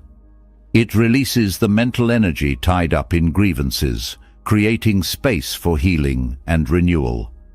Building a daily routine that includes moments of stillness and intention supports a calm and positive outlook. These routines provide anchors in the chaos of daily life, grounding you in practices that foster balance and clarity. Whether it's a morning meditation, journaling, or a mindful cup of tea, these small acts create a rhythm that nurtures peace. Perspective on failure is also key to maintaining positivity. Viewing failure as a natural part of growth rather than as a setback shifts the narrative from defeat to opportunity. This mindset encourages resilience and optimism, showing you that mistakes are not the end, but a step on the path to success. Connection with others also plays a role in staying positive. Meaningful relationships provide support, inspiration, and a sense of belonging. Sharing joy, offering support, or simply being present with others strengthens the bonds that uplift and sustain you. These connections remind you that you are part of something larger, reducing feelings of isolation. The journey to staying calm and positive is one of practice and patience. It is not about erasing all challenges or achieving a perfect state, but about developing habits and perspectives that guide you through life with greater ease and joy. Each moment of awareness, each act of kindness, and each breath taken with intention builds a foundation of inner peace. This foundation allows you to engage with life fully, meeting its highs and lows with a steady heart and an open mind. Through these practices, you discover that calmness and positivity are not distant ideals, but choices available to you in every moment. They are the fruits of a life lived with intention, compassion, and mindfulness, grounded in the timeless wisdom of Buddhism. Maintaining calmness and positivity fosters a foundation of resilience and clarity. It aligns actions with wisdom and cultivates an inner peace that radiates outward. Yet, while tranquility strengthens the mind, dignity fortifies the spirit. Acting with dignity is more than external behavior. It is the embodiment of self-respect, compassion, and unwavering principles. Buddhist teachings illuminate the path to dignified living, offering timeless wisdom that enhances how we interact with the world and ourselves. Dignity begins with self-awareness. Recognizing your intrinsic worth is the cornerstone of acting with honor. It is not rooted in arrogance or superiority, but in understanding that your value is inherent, unaffected by external achievements or failures. This awareness fosters confidence and humility, creating a balance where neither ego nor insecurity dictates behavior. Dignity grows when you act in alignment with this truth, treating yourself with kindness and respect in every situation. Compassion is inseparable from dignity. It extends not only to others, but also inward, guiding how you respond to your own shortcomings. Harsh self-criticism undermines dignity, while compassion nurtures growth and resilience. This perspective does not excuse mistakes, but sees them as opportunities for learning. With compassion, you build a foundation of self-acceptance that allows you to approach life with grace and strength. Respect for others is a natural extension of dignity. It recognizes the shared humanity in all people, regardless of their actions or status. This respect does not condone harmful behavior, but sees beyond it, acknowledging the inherent worth of every individual. Acting with dignity means treating others with kindness and fairness, even when faced with hostility. This choice reflects strength, showing that your actions are guided by principles rather than reactions. Mindfulness is key to cultivating dignity. It enables you to pause and reflect before responding, ensuring that your actions align with your values. In moments of conflict or pressure, mindfulness prevents impulsive reactions that can compromise your integrity. It allows you to navigate challenges with clarity, choosing responses that uphold your dignity and contribute to harmony. Letting go of the need for validation is another step toward dignified living. When actions are driven by the desire for approval, they often stray from authenticity. Dignity flourishes when you act according to your principles, regardless of external opinions. This independence does not mean disregarding others, but placing your inner truth above fleeting judgments. It creates a sense of freedom and stability, allowing you to remain grounded in the face of praise or criticism. Humility is a hallmark of dignity. It acknowledges that no one is perfect, and that wisdom comes from continuous learning. Humility does not diminish your worth, but enhances it, creating space for growth and connection. It fosters openness to new perspectives and the willingness to admit mistakes, strengthening relationships and deepening your understanding of yourself and the world. Dignity is also reflected in how you handle adversity. Life's challenges test your character, offering opportunities to act with strength and integrity.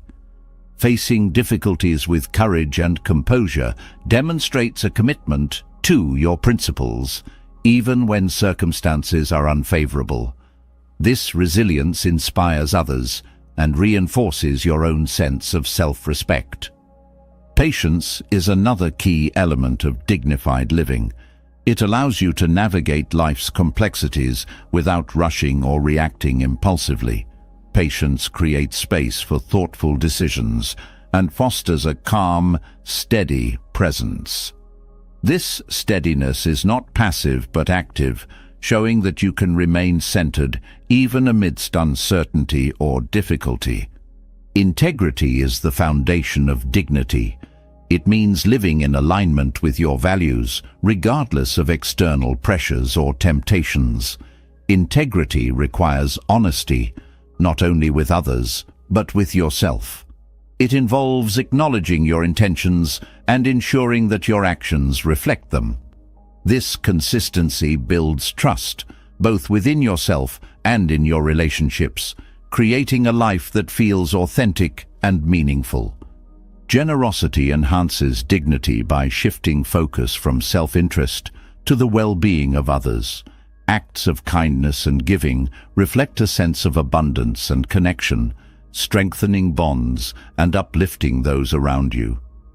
Generosity does not diminish your worth but amplifies it, showing that dignity is not about self-preservation but about contributing to the greater good. Gratitude also plays a role in dignified living. It fosters a sense of appreciation for the opportunities and relationships in your life, reducing feelings of entitlement or dissatisfaction. Gratitude shifts your perspective, encouraging you to approach life with humility and joy. This mindset enriches your interactions and reinforces your sense of balance and peace. Communication is another avenue where dignity is expressed. Speaking with honesty, respect, and clarity fosters understanding and connection. Words have the power to build or break, and choosing them carefully reflects a commitment to integrity and kindness. Listening with the same respect enhances this dynamic, showing that you value others' perspectives as much as your own. Boundaries are essential for maintaining dignity. They define how you allow others to treat you and ensure that your energy is directed toward what aligns with your values. Setting boundaries is not about exclusion, but about self-respect. It protects your well-being and creates a foundation for healthy, balanced relationships. Simplicity in life also supports dignified living. When you let go of excess distractions or superficial pursuits, you create space for what truly matters. This focus reduces stress and fosters clarity, allowing you to engage with life and others from a place of authenticity and peace. Forgiveness is a powerful expression of dignity. Holding on to anger or resentment ties you to the actions of others, diminishing your freedom. Forgiveness is not about condoning harm, but about releasing its hold on your mind and heart. This act of letting go restores your peace and allows you to move forward with strength and clarity. The practice of reflection deepens your ability to live with dignity. Taking time to examine your actions, intentions, and growth fosters self-awareness and accountability. This practice is not about perfection, but about continuous improvement, ensuring that your choices align with your principles and aspirations. Dignity is not a static state, but an ongoing practice. It evolves with each choice, each moment of awareness, and each act of kindness. It requires patience, commitment, and courage, but the rewards are profound. Living with dignity creates a life of balance, harmony, and purpose, grounded in the timeless wisdom of Buddhist teachings. Through this practice, you discover that dignity is not something you seek. It is something you embody, a reflection of your deepest truths and highest aspirations. Life's uncomfortable truths are not meant to unsettle us. They are here to free us. Each truth, from letting go of ego to embracing impermanence, teaches us to shed illusions and rediscover the profound simplicity of joy.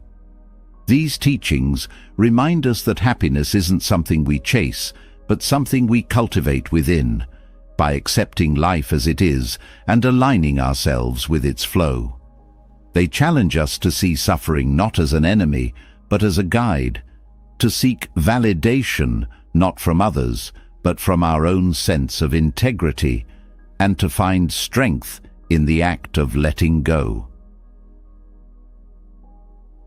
As you reflect on these truths, consider how they apply to your own journey. Where can you embrace change more gracefully? How can you let go of the unnecessary to make space for contentment? Each small step toward acceptance, mindfulness, and gratitude brings you closer to a life of true happiness, a happiness rooted in freedom, peace, and purpose. Let's keep this conversation alive. Share in the comments which truth resonated with you the most, or how you plan to incorporate these teachings into your life. Your story might inspire someone else on their path. If you found value in this exploration, consider subscribing to the channel. Together, we can continue to unravel the wisdom of Buddhism and other timeless teachings, bringing more clarity, balance, and joy to our lives. Click subscribe, hit the bell for updates, and join this growing community of seekers.